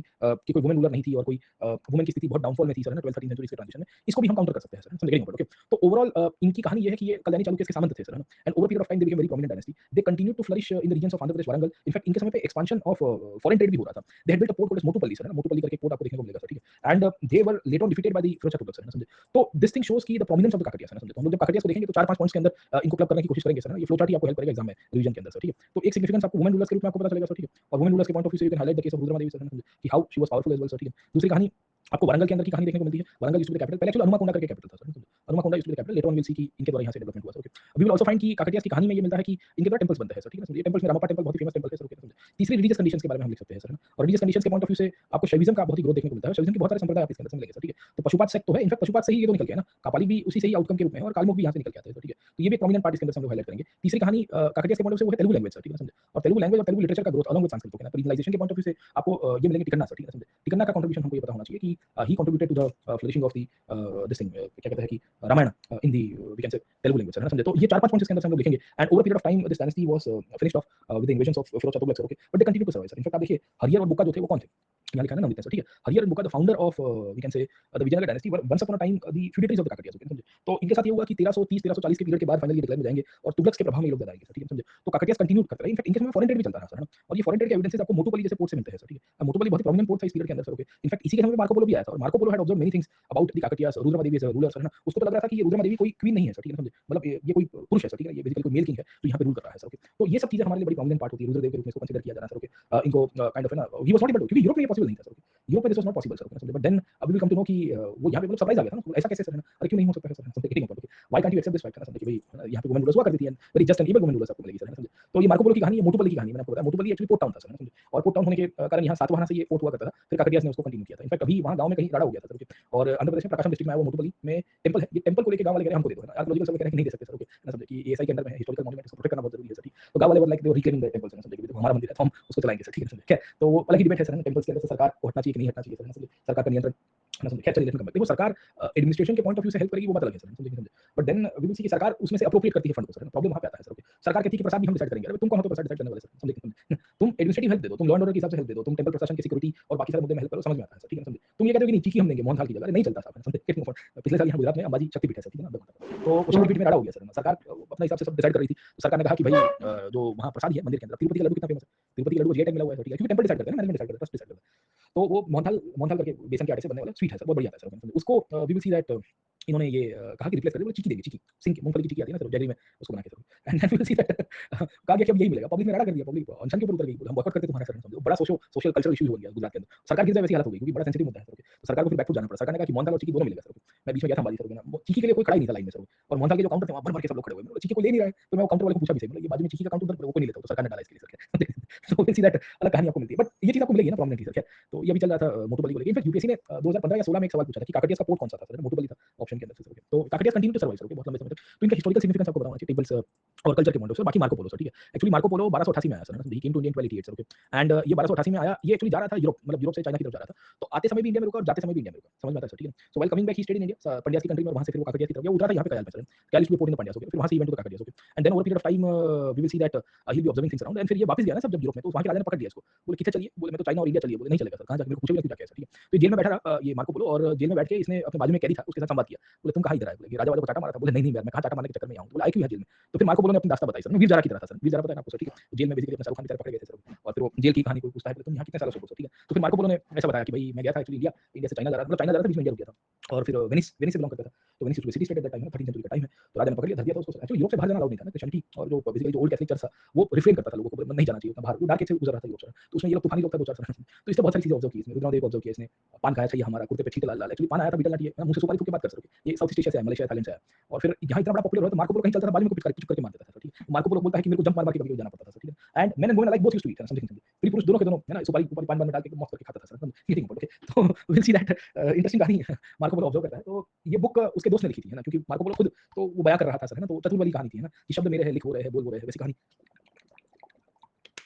आपको मार्को पोलो के पॉइंट ऑफ व्यू से मिलेगी सर, खैर। तो मार्को पोलो ने ऑब्जर्व किया, तो उसने विल सी की इकोनॉमिक कंडीशंस के बारे में लिखा है सर, पंडियन कंट्री के बारे में बताया है। उसने कहा है कि लोग बीटल लीफ चाहते थे सर, समझे समझे। सी ट्रैवल इंडिया में उतना प्रमोट नहीं होता था, पर होता था, सब नहीं था सर, ठीक है, समझे। He wrote about sati system sir, है ना, he wrote about superstition as well sir, ठीक है ना। फिर उसने कंज्यूमिंग ऑफ अल्कोहल के ऊपर थोड़ा बहुत लिख दिया है सर, ठीक है। फिर पंड्या डायनेस्टी के बारे में काफी अच्छा लिखा है, पंड्या डायनेस्टी इसके लिए क्योंकि वो आया था तमिलनाडु में, कयाल में सर, ठीक है। फिर वहां से he came to we can say the Kakatiyas, okay. तो उसने फिर basically over period of time Kakatiyas के ऊपर लिखा, और उसने रुद्रमा देवी के पॉइंट ऑफ से पहले कंफ्यूजन था उसको सर, ठीक है, कि बोले ये वुमन है, ये मैन है। फिर उसको लगा कि ये वुमन है तो ये गणपति देव की वाइफ होगी सर, है ना। तो he was very much confuse eight that time, उसको लग रहा था कि ये रुद्रमा देवी की वाइफ, पता चला फिर बेटी है उनकी सर, ठीक है, समझे। तो बड़ी प्रोमिनेंट पार्ट आपको मिलती है, वुमेन रूलर्स डॉटर को सत्ता के ऊपर लेके आना, इसको बेनोवलेंस के रूप में दर्शाना सर, ठीक है, समझे, वेरी इंपॉर्टेंट। तो बड़ी just fair and benevolent queen के रूप में इसको दर्शाया गया है मार्को पोलो के द्वारा सर, ठीक है। फिर मार्को पोलो और भी जगह पे घुमा है, मतलब he has gone to Gujarat, he has gone to Kerala, return आते समय उसने काफी घुमा है। फिर उसके साथ हुआ क्या कि वो जब आया ना इंडिया में सर, है ना, तो he went to the east coast में, समझे। तो बेसिकली वो ईस्ट कोस्ट में, क्योंकि उसको जाना था चाइना, बीच में इंडिया में उसने स्टॉप ले लिया सर, ओके। वापस आते समय वो फिर यहाँ पे भी गया, है ना, तो he went to Malabar and then he also went to Gujarat, okay. फिर यहाँ से उसका जहाज जो है वापस यूरोप की तरफ चला गया, तो फिर यूरोप जाके उसको धर दिया गया, बोले किधर किधर, है ना, समथिंग कहाँ घूमने जा रहे हो। तो यहाँ से ही आपके मिडिवल इंडिया में यूरोपियन ट्रैवलर्स की एंट्री है। एक सवाल आपको यूपीएससी पूछता है सर, है ना, कि critically analyse the European travellers, है ना, the role of European travellers in reconstructing of early medieval और मिडिवल इंडिया, ओके। कि ये दिल्ली सल्तनत के पीरियड के कंसिडरेशन में, क्योंकि ये सल्तनत का पीरियड शुरू हो गया, मार्को पोलो जब आया तब ऊपर तो स्लेव डायनेस्टी बलबन अपने आखिर के पीरियड में था, खिलजी आ रहा था, 1290 का पीरियड है ये। तो बलबन का मृत्यु हो रहा है सर, मंगोलों ने आके सटासटी बुला दी है, और जलालुद्दीन खिलजी सत्ता के ऊपर आया था ऑलमोस्ट, ओके ना, 1290 में। तो हमें ये पता होना चाहिए कि यहाँ से यूरोपियंस बहुत भर भर के आएंगे, क्योंकि मार्को पोलो यूरोप से है ना, वेनिस से आया था सर, ठीक है, समझे। ही केम फ्रॉम वेनिस, ओके, समझे। एंड इसके बाद फिर और भी लोग आपको मिलते रहेंगे सर, समझे, करेंगे, ओके। तो इन 1290 और 1280 ओके, समझे, when he came to India sir, okay, many things that were changing, okay, समझ में आया कि नहीं आपको सर, ओके। तो कहानी ये है कि ये वेनिस से आया, है ना, और वेनिस से फिर वापस गया, वापस में जेल में उसको रोक दिया गया, और जेल में उसको एक साथी मिला सर, समझे, रुस्टिसियानो सर, ओके। और वो जेल में उसको फिर संवाद हुआ, बोले तुमने कौन सा कानून तोड़ दिया है ना, बोले 124 है, बोले नहीं नहीं मेरा तो उल्टा कानून लगा हुआ है, बोले क्या लिख दिया था सर। तो सरकार का थोड़ा मैंने इधर राजा की आलोचना कर दिया सर, ठीक है। तो over period of time will see ये सब चीज़ चलता रहता है, देशद्रोह राजद्रोह सब लगा खैर चलिए, अभी कल पत्रकारों के ऊपर बम हुई सर, समझे। बट वी विल सी बहुत सारी है ना निटी-ग्रिटीज़ भी इसके अंदर इन्वॉल्व होती है। तो बेसिकली वेस्ट को हमारे लिए एक ये बन गया कि देखो इंडिया में वो प्रेस फ्रीडम इंडेक्स और ये सब है, देखो कोई भी सरकार आप देखोगे क्यों सबको पकड़ेगी सर, सिंपल चीज़ है ना सर, ठीक है। एनी गवर्नमेंट ओके ना, why they are hell bent or why would they arrest anyone, वो मेरे को क्यों नहीं पकड़ती सर, समझे। It's very simple, okay. So कुछ ना कुछ तथ्य तो होंगे ना sir, there will be some motive, जैसे कारगिल के दौरान भी हमारे पत्रकार थे जो वहाँ पाकिस्तान को इनडायरेक्टली वीडियो के थ्रू मैसेज पहुंचा दिया कि भाई यहाँ इनका बंकर है, यहाँ ये है, या आपको 26/11 पता होगा तो इंडिया की हेलीकॉप्टर वो छाबड़ा उसके ऊपर लैंड हो रही है सर, ठीक है। तो ये रिपोर्टिंग के नाम के ऊपर इतनी लिबर्टी मत लो सर, है ना, सिंपल है सर, ना कुछ चीज़ें आपको पता होती है, प्राइवेट इन्फॉर्मेशन की प्राइवेसी आपके पास है, तो कीप इट प्राइवेट, ओके। तो चीज़ें हैं सर, लेट्स सी, तो जुडिशियल बताएगी सर इसमें क्या है, क्योंकि जुडिशियल भी देखेगी ना सर, ओके, सरकार ने सही किया गलत किया sir, let's hope sir. But ये चीज़ है सर, समझे, कि फ्री प्रेस, देखो इंडिया में फ्री प्रेस का इशू नहीं है सर। लोग कह रहे हैं कि प्रेस खत्म होगी, प्रेस खत्म तब होती है जब आपको अलाउ ही नहीं होती आलोचना। आपको ये फ्री प्रेस वाली पीपली दिख रही है तो मोनार्की वाले स्टेट्स में जाके आओ, मैं रह चुका हूं, इसलिए मुझे पता है सर, वहाँ कैसी प्रेस की स्थिति है सर, समझे। कोई सरकार की आलोचना वाला मुद्दा, कोई सरकार का कुछ भी नहीं दिखेगा आपको बाहर से, ठीक है ना, टीवी पे दिखेगा, ना न्यूज़ पे दिखेगा, ना यूट्यूब के ऊपर दिखेगा, ना पब्लिकेशन के साथ मिलेगा, ठीक है, समझे। कभी नहीं मिलेगा सर। देखो इंडिया में ये इस बात का डर नहीं है कि भाई है ना वो डेमोक्रेसी है, सब लिबर्टी चली गई है, लोगों की आलोचना नहीं है, ये सब कुछ हो रहा है सर, ठीक है। आज बैठे बैठे लग रहा है सब लोग कर रहे हैं, ठीक है, उसमें कोई दो राय नहीं है सर। ये तो क्या है कि थोड़ा स्थिति को अलग तरह से परस्यू किया जाता है, क्या चलिए लेकिन कम बैक, तो what we see over here sir, है ना, we will come to know कि देखो मनी प्रॉब्लम विद मीडिया, देखो media institutions were always help by corporate institutions even in the national movements. मतलब आपको लग रहा होगा भारत की बहुत सारी प्रेस इंस्टीट्यूशंस को फाइनेंशियल हेल्प नेशनल मूवमेंट में भी मिली है सर, और वैसे बेसिकली कॉर्पोरेट इंस्टीट्यूशंस उस पीरियड में थे नेशनलाइज्ड। तो इट्स नॉट अबाउट कि कॉर्पोरेट संस्थाएं प्रेस को चला रही हैं, ये तो पूरे पूरे वर्ल्ड में आपको मिलेगा सर, है ना, आपको पूरे वर्ल्ड में दिखेगा, सबका अपना अपना वी विल सी की, जैसे सीएनएन हो गया है, एबीसी हो गया है, या उधर बीबीसी देख लो, अल जजीरा देख लो, है ना, तो कोई ना कोई पीछे एक एंटिटी है जो प्रेस को चला रही है सर। तो आप इस तरह से देखोगे तो वी विल नॉट सी कि भाई एक भी संस्था ऐसी है जहाँ पीछे उसका करता था कोई और होगा सर, ठीक है। बट अगर वो अपना कैरेक्टर को मेंटेन कर पा रही है ना, मुद्दे और स्टोरीज को जेन्युइनली हाइलाइट कर पा रही है, तो दिक्कत नहीं है सर, समझे। खैर चलिए लेट्स सी ना कहानी क्या चलती है आगे। तो हम लोग क्या बात कर रहे थे, एक तो मार्को पोलो की बात कर रहे थे ना, मार्को पोलो कैसे हुआ, उसने लिखा क्या सर, ठीक है, समझे। तो ये दो बार आया, पहली बार 1288 में, दूसरी बार रिटर्न रूट में आया। ये सी रूट से आया था, सी रूट से गया था। देखिए इसकी सिग्निफिकेंस ये भी है सर, है ना, कि इस पीरियड में भी सी रूट चालू था इंडिया और यूरोप को कनेक्ट करते हुए सर, समझे। तो ये भी जो इकोनॉमिक या मॉनेटरी एनीमिया की कहानी है, या ये कहा गया है कि भाई इस पीरियड में क्या कह सकते हैं कि मैरीटाइम एक्सपेंशन नहीं हो रहा था, वो भी थियरी को पंचर कर रहा है सर, ठीक है। तो मार्को पोलो जरूर से लिखता है कि Indians were less very of travelling outside, है ना, कि भारतीय लोग जो थे वो ट्रैवलिंग कर रहे थे, थोड़ा कतराते थे सर, पर उसका मतलब ये नहीं था कि बिल्कुल ट्रैवलिंग नहीं हुआ, अंडरस्टूड द पार्ट ऑफ, तो हम लोग ये कहते हैं कि भाई कंप्लीट ट्रैवलिंग नहीं हुआ, ऐसा नहीं था सर, गेटिंग ओके। तो we will see that all of this portions can be highlighted with respect to foreign trade and connectivity of India to the west and the east, है ना समझे। तो ट्रेड ठीक ठाक था, लिमिटेड ट्रेड होगा sir, है ना समझे। तो मार्को पोलो के पॉइंट ऑफ से ये चीज हम लोग ऑब्जर्व करेंगे, उसको हाईलाइट करेंगे सर, है ना समझे। Why religious book of this did not allow sea travel sir. Okay, देखिए देयर वर रिलीजियस बुक्स, मतलब they were in the form of shastra जो है, धर्मशास्त्र जो कमेंट्रीज लिखी गई थी, वो अलाउ नहीं करते थे। उसमें दो तीन कारण थे सर, है ना। पहले एक तो सोशियो पॉलिटिकल परिस्थिति बाहर की बदल चुकी है सर, समझे। थर्डली वी विल सी कि इंडियंस की ज्यादातर, जैसे वुमेन को लेकर राइट्स के लिए कहा गया था कि तुम तुम्हारे पास अधिकार नहीं। अब देखिए एक साइड के ऊपर मिताक्षा सिस्टम है और एक साइड के ऊपर रुद्रमा देवी है, आप समझिए, समझे। ये एक साइड के ऊपर आपको इसी पीरियड में आपको शरिया देखने को मिलता है और ऊपर आपको देखने को मिलती है रजिया। अब कहां दोनों के दोनों काउंटर कर, देखो किताबों में लिखा होगा उसका मतलब ये नहीं है कि 100% फॉलो नहीं होता, ये 100% फॉलो होता था, कहने की बात ये है sir. Okay, religious books not allowing is because of the religious issues, the ideological differences, the political situations was not in favor sir, ठीक है ना समझे। एंड साइमल्टेनियसली द इंसुलेटरी अप्रोच है ना, हम बेसिकली थोड़ी इंसुलेशन में रहे और हमको लग रहा था कि भाई हमको यहाँ सब कुछ मिल रहा है तो बाहर जाने की आवश्यकता क्या है। बट लोग बाहर जाते थे सर, ठीक है ना समझे। हम ट्रेडिशनली ऐसी सिविलाइजेशन है, मैंने आपको पहले भी कहा था कि मैरीटाइम सिविलाइजेशन के रूप में, तो we continue to go outside, ऐसा तो था नहीं कि हम बिल्कुल तरह से रुक गए होंगे सर, है ना समझे। तो रिलीजियस बुक्स में या जो नॉर्मेटिव टेक्स्ट है धर्मशास्त्र में तो लिखा गया था कि नहीं जाना चाहिए सर, ठीक है समझे। Okay, but it's not 100% correct, इसको हम लोग इस तरह से कंक्लूड करेंगे सर। तो एक तो ये डायनेस्टी आपको मिलती है। इनफैक्ट आप देखिए कि जब काकटियास का ग्रोथ हो उसके कंटेम्परेरी में होयसाल डायनेस्टी भी आई सर। होयसाल के पॉइंट ऑफ व्यू से इनका कैपिटल का नाम था द्वार समुद्र, मतलब समुद्र का द्वार हुआ, समझ नहीं समझ में आया कि नहीं आपको सर, ठीक है समझे। तो अगर आपको एक डायनेस्टी का नाम द्वार समुद्र के रूप में कंसीडर किया गया है सर, ठीक है, या उनके कैपिटल को हम लोग ये कह रहे हैं कि ये द्वार समुद्र, उसका मतलब क्या हुआ, व्हाट डज दैट मीन, समझ नहीं समझे। तो फिर कम कि ये सी के बेसिस के रूप में थे, समुद्र के द्वार के रूप में इन्होंने अपने कैपिटल को बनाने की कोशिश की, गेट ऑफ ओशन के रूप में सर, है ना समझ नहीं समझे। तो all of this are highlighting the fact कि इनके यहाँ कोई ना कोई प्रकार की मैरीटाइम एक्टिविटीज चल रही होगी सर, है ना समझे। तो मल्टीपल एक्टिविटीज हम लोग इसके अंदर हाइलाइट करेंगे सर, है ना समझे। सो वी विल सी कि Hoysalas continue to imbibe the cultural traditions and they expanded their we can say cultural fold including the connectivity to west asia as well sir, है ना समझे। तो हम लोग ये कह सकते हैं कि वेस्ट एशिया के अंदर ये जो होयसाल डायनेस्टी जो थी उसका भी कंट्रीब्यूशन आपको मिलता रहेगा सर, ठीक है ना। क्या क्या चीजें हम लोग को मिलेगी होयसाल के अंदर से, तो होयसाल के अंदर हम लोग एक तो कल्चरल सिग्निफिकेंस देखेंगे, लिटरेचर में कन्नड़ा लिटरेचर का आपको ओरिजिन आपको मिलेगा सर, ठीक है ना, भर भर के। सेकंडली लिटरेरी एक्टिविटीज के साथ साथ हम लोग टेंपल्स देखेंगे सर, है ना। और टेंपल्स में होयसाल आर्किटेक्चर की आपको शुरुआत मिलती है। होयसाल आर्किटेक्चर द्रविड़ का सब पार्ट है, इसमें चोला से बहुत सारी चीजें सीखी गई थी, बट एक खासियत ये भी है होयसाल आर्किटेक्चर के पॉइंट ऑफ व्यू से, वो ये है कि होयसाल ने अपनी खुद की सब स्टाइल बनाई थी सर। इसमें खासियत ये कि ये ड्वार्फ इमेजेस बनाते, ड्वार्फ टेंपल्स बनाते। ड्वार्फ टेंपल्स का मतलब ये कि जो मंदिर जो थे वो उसके छोटी करके थे, उसकी हाइट ज्यादा नहीं होती थी सर, है ना समझे। तीसरी स्टेलेट आकार का प्लान बनाते थे, स्टेलेट प्लान बेसिकली स्टार आकार का प्लान है सर, ठीक है समझे। तो स्टार मतलब एक्जेक्टली ऐसा स्टार नहीं बनता था, बट हम लोग ये कह सकते हैं ना, ये स्टार थोड़ा टेढ़ा हो गया सर, ठीक है, मतलब मन की आंखों से समझ जाओ सर, ठीक है, समझे नहीं समझे। तो वी विल फाइंड कि द होयसाल्स है ना, थोड़ा उसको थोड़ा सिस्टमैटिक करता है सर, है ना समझे। So the Hoysalas made sure that they will be making the star shaped physical temples and panchayatana होगा, पर पंचयतन में स्टार आकार होगा सर, ना समझे। मतलब जैसे एक मेन टेंपल है, बाकी 1 2 3 और 4 है ना, यहाँ से आपकी एंट्री होगी, बीच में हॉर्न हो जाएगा सर, ठीक है। इसको स्टेलेट प्लान के रूप में पहचानते हैं। ये स्टेलेट प्लान की खासियत ये थी कि ये जो टेंपल्स बनते थे ये इसकी विशेष प्रकार की आकार है, इसमें जिगजैग वॉल्स आएगी और ओवरऑल आप ऊपर से देखोगे तो आपको स्टार शेप आपको मिल जाता है सर, ठीक है ना समझे। तो स्टार शेप टेंपल्स का यूज हो रहा है, बीच में आपको असेंबली हॉल टाइप ऑफ चीजें मिलेगी सर, ठीक है ना समझे, ओके। और जिगजैग वॉल्स आपको मिलती है, इसके लिए उसको स्टार शेप है, एक्जेक्टली स्टार नहीं आता ना, बट दिखता था स्टार जैसा सर, है ना समझे, इसके लिए स्टेलेट प्लान कहते हैं। तीसरी कहानी यहाँ पे बसाल्टिक रॉक बहुत यूज हुआ है सर, ठीक है ना समझे। एंड विल सी कि काफी सारा सॉफ्ट स्टोन भी आपको मिल जाएगा सर, ठीक है ना समझे। तो ये सॉफ्ट स्टोन होने के कारण कार्विंग बहुत अच्छी तरह से हो, ऑर्नामेंटेशन सर, है ना समझे। तो ये ऑर्नामेंटेशन के पॉइंट ऑफ व्यू से हम लोग ये कह सकते हैं कि one of the finest decorated temples were built in the Hoysala period sir, है ना समझे। तो बेसिकली कहीं-कहीं बसाल्टिक रॉक लिमिटेड है, बाकी सारी जगह के ऊपर आपको सॉफ्ट स्टोन मिलेगा सर, ठीक है ना समझे। एंड ये सॉफ्ट स्टोन मेनली ये होयसाल डायनेस्टी के द्वारा यूज किया गया। They used with reference to we can say the temple architecture, उसमें कार्विंग बहुत अच्छा हुआ।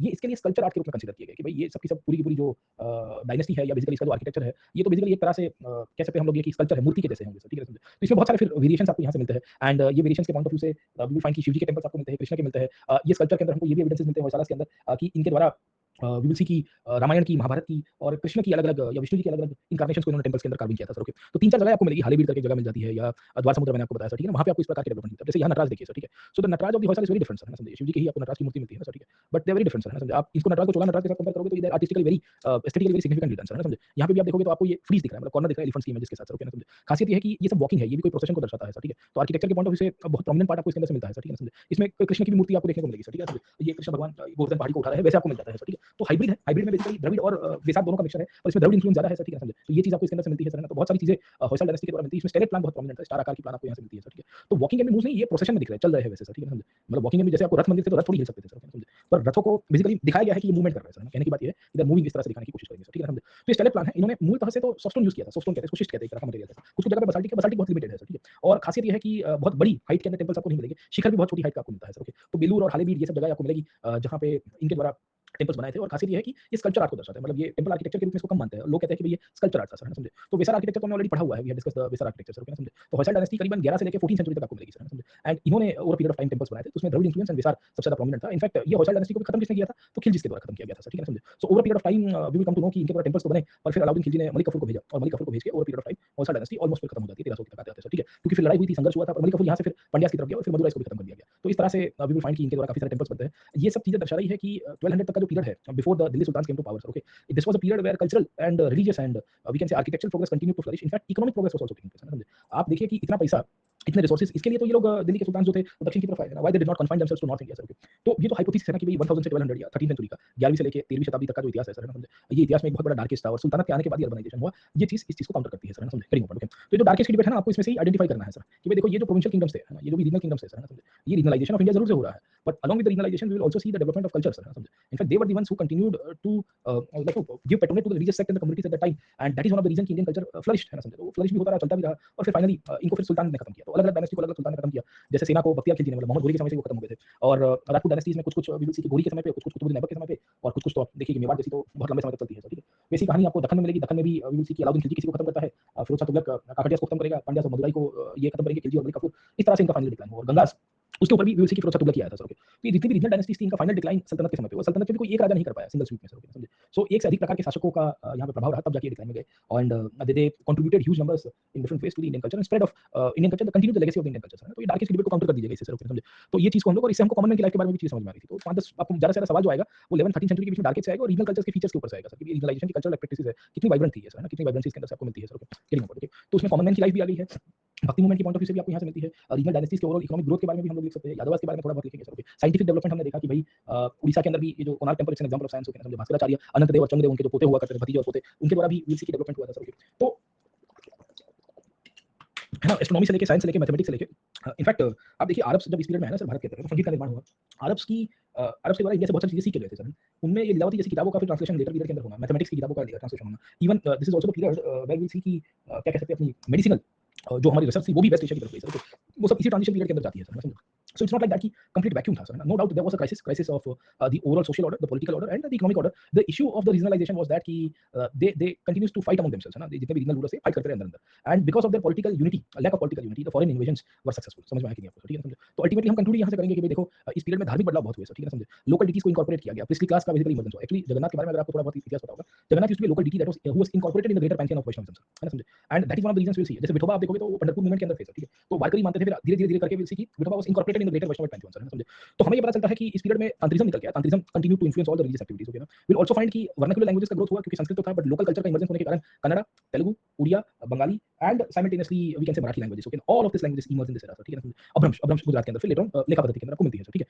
Buddhism Vaishnavism continue to flourish, है ना, इस पीरियड में खास करके नॉर्थ में आपको शैविज्म मिलता है, यहाँ आपको बुद्धिज्म कुछ जगह के ऊपर मिलता है, वेस्ट के अंदर जैनिज्म ज्यादा प्रोमिनेंटली मिलेगा, साउथ के अंदर आपको सबका सब विष्णु जी और शैविज्म दोनों आपको मिलते हैं, भक्ति मूवमेंट भी आपको मिल जाएगा, ठीक है ना। In fact temples continue to flourish, मैंने आपको बताया, और टेंपल्स के अंदर दो प्रकार की चीजें आपको मिलती है सर, ओके। एक चीज आपको देखने को मिलती है वो है टेंपल्स के इंस्टीट्यूशंस के अंदर ग्रोथ होना, दूसरा टेंपल्स के अंदर रिफॉर्म होना। रिफॉर्म कैसे हुए सर, ठीक है, तो रिफॉर्म ऐसे हुए जैसे वीर शैव मूवमेंट निकल गया, उसको कल परसों की क्लास के अंदर पढ़ेंगे। वीर शैव मूवमेंट ने अपने खुद के अलग प्रकार के टेंपल इंस्टीट्यूशन, क्योंकि उनको लग रहा था कि वहां कास्ट डिस्क्रिमिनेशन हो रहा है, ठीक है ना। विल आल्सो फाइंड कि इस पीरियड के अंदर टेंपल्स की हर एक संप्रदाय के अपने मंदिर बन रहे थे, ठीक है ना। So every sect used to build up the temples for themselves, समझ गए, okay. And over period of time you will see कि किसी ने टेंपल्स का विरोध किया, किसी ने अपने हिसाब से टेंपल्स का निर्माण कराया, ठीक है। लैंड ग्रांट्स आपको भर भर के देखने को मिलती है, पिलग्रिमेज बहुत बढ़ गए सर। इनफैक्ट इस दौर के अंदर आप देखिए सब स्कूल तो बन रहे थे, और पिलग्रिमेज बहुत बन गए। पिलग्रिमेज का मतलब ये है कि लोग अब धर्म यात्रा में जाते हैं। देखो जगन्नाथपुरी की पिलग्रिमेज यात्रा में you will C over period of time पूरे भारत से लोग जाना शुरू करेंगे सर, ओके। वैसे ही वारकरी के अंदर आपको पंढरपुर जब विठोबा के अंदर एनुअल यात्रा होती है सर, ठीक है ना, वहां पे भी लोग जाएंगे सर, समझे। तो बहुत बढ़ता है सर, ओके। और टेंपल्स फिर ओवर पीरियड ऑफ टाइम एक centre of economy, land owners, manufacturing, हमने पहले भी पढ़ा था, उसमें निकल के आया, और इन सब के कारण हुआ क्या कि temples became the I of attraction for the invaders, okay ना समझे। फिर ये जो सेंट्रल एशिया और तुर्किश इन्वेजन जब होने शुरू हुए तो वो बेसिकली फिर टेंपल्स की तरफ देखने लगे सर, ओके। तो ये सोमनाथ के और उसके ट्रांजिशन से ही आपको मिलता है सर, ठीक है समझे, क्योंकि ग्रेजुअल साइंस के अंदर हमें ये पता चला कि ये सब मंदिरों के अंदर बहुत सारी इकोनॉमिक डेवलपमेंट हुई है सर, ओके। तो उसकी सिंबोलिज्म भी थी, सिंबॉलिक सेंस के अंदर भी आपको इंपॉर्टेंस मिलता है सर, ओके। टेंपल्स के थ्रू सोशो पॉलिटिकल डोमिनेशन भी हुआ, जिसने बनाया उसकी भी एक इंपॉर्टेंस थी। वहां स्टोन एंड ब्रॉन्ज की मूर्तियां भी कंटीन्यूअसली बनती रही सर, ओके। राजा के द्वारा भी टेंपल्स बनते, जैसे खजुराहो के अंदर बने और बाकी सारी जगहों के अंदर आपको मिलते रहेंगे सर, ठीक है। और टेंपल्स के कारण ही हॉरिजॉन्टल एक्सपेंशन और वर्टिकल एक्सपेंशन, मतलब ऊपर की तरफ भी मंदिर बने और बेसिकली हाइट भी बढ़ती है, और बेसिकली ग्राउंड में भी उसका एक्सपेंशन होता है सर, ठीक है समझे। तो टेंपल्स गिव मल्टीपल रोल्स है, देखिए with multi dimensional approach sir, समझे। तो लोकल काम में भी काम कर रहे थे, वो राजा को भी हेल्प कर रहे थे, वो इकोनॉमी भी चलाने का काम कर रहे थे, एंड देन विल सी कि फिर वहां से भक्ति मूवमेंट निकल के आया ना सर, जितना मंदिर बनेगा उतनी भक्ति ट्रेडिशंस का भी ग्रोथ होगा सर, ठीक है समझे। प्रॉब्लम यही था कि ये जितने भी शासक लोग थे इनके बीच में पॉलिटिकल डिसइंटीग्रेशन है, जेलसी है, हॉस्टिलिटी है, खर्चे बहुत कर रहे हैं, अपने आप को डिवाइन ओरिजिन के रूप में मानते हैं सर, ठीक है समझे। फ्यूडल सिस्टम आपको मिल जाती है, न्याय व्यवस्था थोड़ी चरमरा गई है, रेवेन्यू आपकी जमीन से ज्यादा कहीं और से आ नहीं रही है सर, ओके। तो over period of time what will happen sir, this will lead to the foreign invasions, and this foreign invasions will eventually lead to the entry of Ghazni and Ghori. Ghazni तो ज्यादा कुछ नहीं मतलब इंपैक्ट कर पाया, क्योंकि Ghazni came up with the objective of plunder only sir, okay. But Ghori had a very clear cut objective of establishing himself, okay ना। गोरी की तो बड़ी क्लियर कट एजेंडा था कि भाई देखो मुझे आके यहाँ पे अपने को एस्टैब्लिश करना है ना, I want India to be part of my empire sir, okay. So it's not like that कि मैं आऊंगा रेड करके चला जाऊंगा सर, है ना समझे। तो this is how we will see the entry will take place, और फिर ये एंट्री के बाद पूरी कहानी बदल गई और फिर तुर्किश डायनेस्टी शुरू होती है, समझे। तो अर्ली मिडिवल इंडिया का एक पार्ट अभी हमारा बाकी है, वो है विद रिस्पेक्ट टू कल्चर, समझे। कल्चर में जो भक्ति सूफी या सूफी तो नहीं पर भक्ति मूवमेंट में तो समझे। तो व्हाट विल बी डूइंग इसके हम लोग कल के क्लास के अंदर ये जो अर्ली भक्ति मूवमेंट है, अर्ली भक्ति मूवमेंट का मतलब ये है कि ये जो बासवाचार्य का मूवमेंट है, नैनारो का मूवमेंट है, अलवर का मूवमेंट है, वो शायद बाकी है हमारे लिए सर, ठीक है। शंकराचार्य है सर, ओके। ये सब इसी पीरियड से निकल के आए थे सर, माधवाचार्य थोड़े बाद में 13वीं सेंचुरी के आए, पर then we will see that over period of time हमको इस दौर के अंदर से रामानुजाचार्य मिल जाएंगे, तो द्वैत अद्वैत है, बहुत सारे संप्रदायों का निर्माण हो रहा है, शब्द दर्शन आपको मिलेंगे, वो सब हम लोग देखेंगे। वहां से सवाल एक दफा आया था, but we should be clear कि there will be different philosophical traditions that emerge, है ना समझे। तो ये ये जो अर्ली मिडिवल इंडिया के कल्चरल ट्रेडिशंस है ना 750 टू 1200 ओके, उसके ऊपर थोड़ा बहुत देख लेंगे and then will be trying to conclude out the portion और मोस्ट प्रोबब्ली फिर परसों के क्लासेस है टेंपल्स कल्चर हो गया, अल्बिरुनी को तो आगे पढ़ेंगे सर, ठीक है। रीजनल लैंग्वेजेस का थोड़ा बहुत डिस्कस किया, खाली इसके फैक्टर्स मैं बता दूंगा टुमारो प्लीज, लाइक मेरे को रिकॉल करवा दीजिएगा कि what were the factors responsible for the growth of regional language, okay. तो परसों गुरुवार है ना सर, ओके ना, नहीं फ्राइडे सर, फ्राइडे से will be starting 13th century और फॉरेन इन्वेजन से शुरू करेंगे। फॉरेन इन्वेजन में 13th सेंचुरी एक्जेक्टली नहीं पढ़ेंगे क्योंकि हमको पहले अरब पढ़ना है, अरब के बाद हम गजनी पढ़ेंगे और गजनी के बाद घोरी पढ़ेंगे सर, तो फ्राइडे हमारा प्रॉपर शुरू हो जाएगा क्योंकि अरब तो एक्चुअली आए थे 7th 8th सेंचुरी में 750 712 के बाद, कासिम आए और कासिम के बाद जुनैद तमीम आए और तब गुजर बख्तियार उनको रेजिस्ट किया sir, okay. So the issue is that कि अरबों को हम लोग बेसिकली पढ़ेंगे जरूर, पर वो फिर से वापस जाके पढ़ेंगे सर, कंटेम्परेरी पीरियड गुजर बख्तियार के पीरियड में सर। गजनी को पढ़ेंगे विद राजपूत पीरियड एंड घोरी को भी राजपूत पीरियड के साथ ही, क्योंकि ये दोनों के समय पे राजपूत डायनेस्टी का ग्रोथ हो गया था। तो आप देखिए Ghazni is an outcome of the tripartite struggle of Kannauj, Ghori is an outcome of Rajput, समझे नहीं समझे। गजनी क्यों आया, क्योंकि गुजर बख्तियार, राष्ट्रकूट और पाल डायनेस्टी तीनों के तीनों लड़ते रहे और फिर नॉर्थ वेस्ट इंडिया खाली छोड़ दिया गया। अरब्स की तो एंट्री कुछ अलग रीजन से थी और अरब्स कभी जीत नहीं पाए सर, ठीक है, Arabs never able to win out sir. Arabs basically प्रयत्न तो करते हैं कि they will be trying to enter, in fact Sindh में भी ज्यादा नहीं टिक पाते सर। तो ये कहानी आपको इसके अंदर से मिलती है सर, मुंजा ग्रास की कहानी अलग है सर, ठीक है। रिलीजियस एंगल इसके अंदर बहुत बड़ा प्रोमिनेंट था सर, करेंगे ऑन, क्योंकि they feared that the religious identity might be changed. आप पीवाईक्यूज देखिए सर तो समझ में आएगा, पहले कहानी तो देख लो सर, पीवाईक्यूज देखोगे तो समझ में आएगा, बाकी यहाँ क्लास के अंदर होगा डिस्कशन। अभी फर्स्ट डे ऑफ क्लास आज शुरू करो है ना, आज या कल से मतलब चालू कर दो। हॉयसाल के अंदर भी आ गए, हाँ हॉयसाल वाले भी आ गए सर, हाँ हॉयसाल वाले भी आ गए, आज जस्ट अपडेट, हाँ ये अपडेट करना रह गया सर। नोट्स कैसे बनाओ क्लास में सर, ना समझे, नोट्स हैंड रिटन बनाओ सर, जो चीजें मैं फ्लो चार्ट में बना रहा हूँ वो सब आपकी आ जानी चाहिए और कुछ स्लाइड्स में से होगी जो बाद में फ्लो चार्ट में ऐड कर दीजिएगा। अब जैसे मैंने भास्कराचार्य का एक टाइटल दे दिया सर ना फ्लो चार्ट के अंदर, जैसे ये फ्लो चार्ट बनाया ना सर, हर एक डायनेस्टी का फ्लो चार्ट बनाओ, यही आपको हेल्प करेगा और इनमें से कुछ चीजें मिसिंग है वो स्लाइड्स में सेट कर दो। आप देखिए कि पॉलिटिकल हिस्ट्री आपको मैंने पूछा नहीं है या नहीं मैंने कराया है, यूपीएससी भी नहीं पूछता है, ऐसे फ्लो चार्ट आपके हर चैप्टर में आएंगे और यही आपका रिवीजन का क्राइटेरिया होगा। इसमें कुछ चीजें स्लाइड्स के अंदर मैंने फैक्ट बताई अभी सर, वो बैक इसमें से डाल दीजिएगा, विक्रम चरित्र याज्ञवल्क्य ये सब लिखा हुआ है सर, तो फटाफट फटाफट जैसे फ्लो चार्ट खोलोगे रिवीजन हो जाएगा। अंडरस्टूड।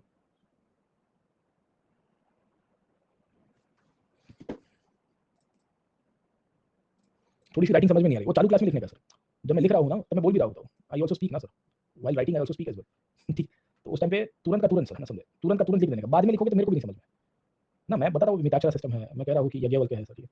अरे भाई नहीं हो पाया सर, थोड़ा तबियत नरम है इसके लिए सर, ठीक, but I try to start it out sir. नहीं मैं मोटिवेटेड हूँ सर, 75 डे हार्ड चैलेंज के लिए, देखो द व्हील्स ऑफ कोणार्क, देखो टाइम दिखाता है, देखो 10:30 बजे, 12 बजे, 1:30 बजे, 3 बजे, 11:30 बजे, ये देखना पड़ेगा सर, मतलब मेरे को भी सीखना पड़ेगा सर। पॉलिटिकल हिस्ट्री पूछता है, राजा के नाम पूछेगा है ना, जीएस के अंदर, जीएस में काम में आएंगे सर राजा के नाम, the name of the Kings, कौन सी डायनेस्टी से, कौन सा ऑथर कहाँ से बिलोंग करता है, वो तो मैंने आपको पढ़ा दिया। भास्कराचार्य किससे बिलोंग करते हैं, भास्कराचार्य की कौन सी बुक थी, सिद्धांत शिरोमणि, नहीं समझ में आएगा, पीटी में आता है सर। विद डिप्लोमा एसेंशियल और universe, thank you very much sir, thank you very much. Explain the transitory nature of early medieval India, transition क्या हुआ, पॉलिटिक्स में ट्रांजिशन हुआ, सोसाइटी में ट्रांजिशन हुआ, कल्चर में हुआ, इकोनॉमी में हुआ, कल इसके ऊपर डिस्कस करेंगे, चलिए sir, tomorrow will discuss more. चलिए thank you very much Dhruv, thank you very much sir, okay. शाम वाली क्लास में पावागढ़ में नहीं आएगा सर, शक्तिपीठ और उसमें से आने की शक्यता कम है सर, ठीक है, चलिए sir, okay, bye bye, please take care.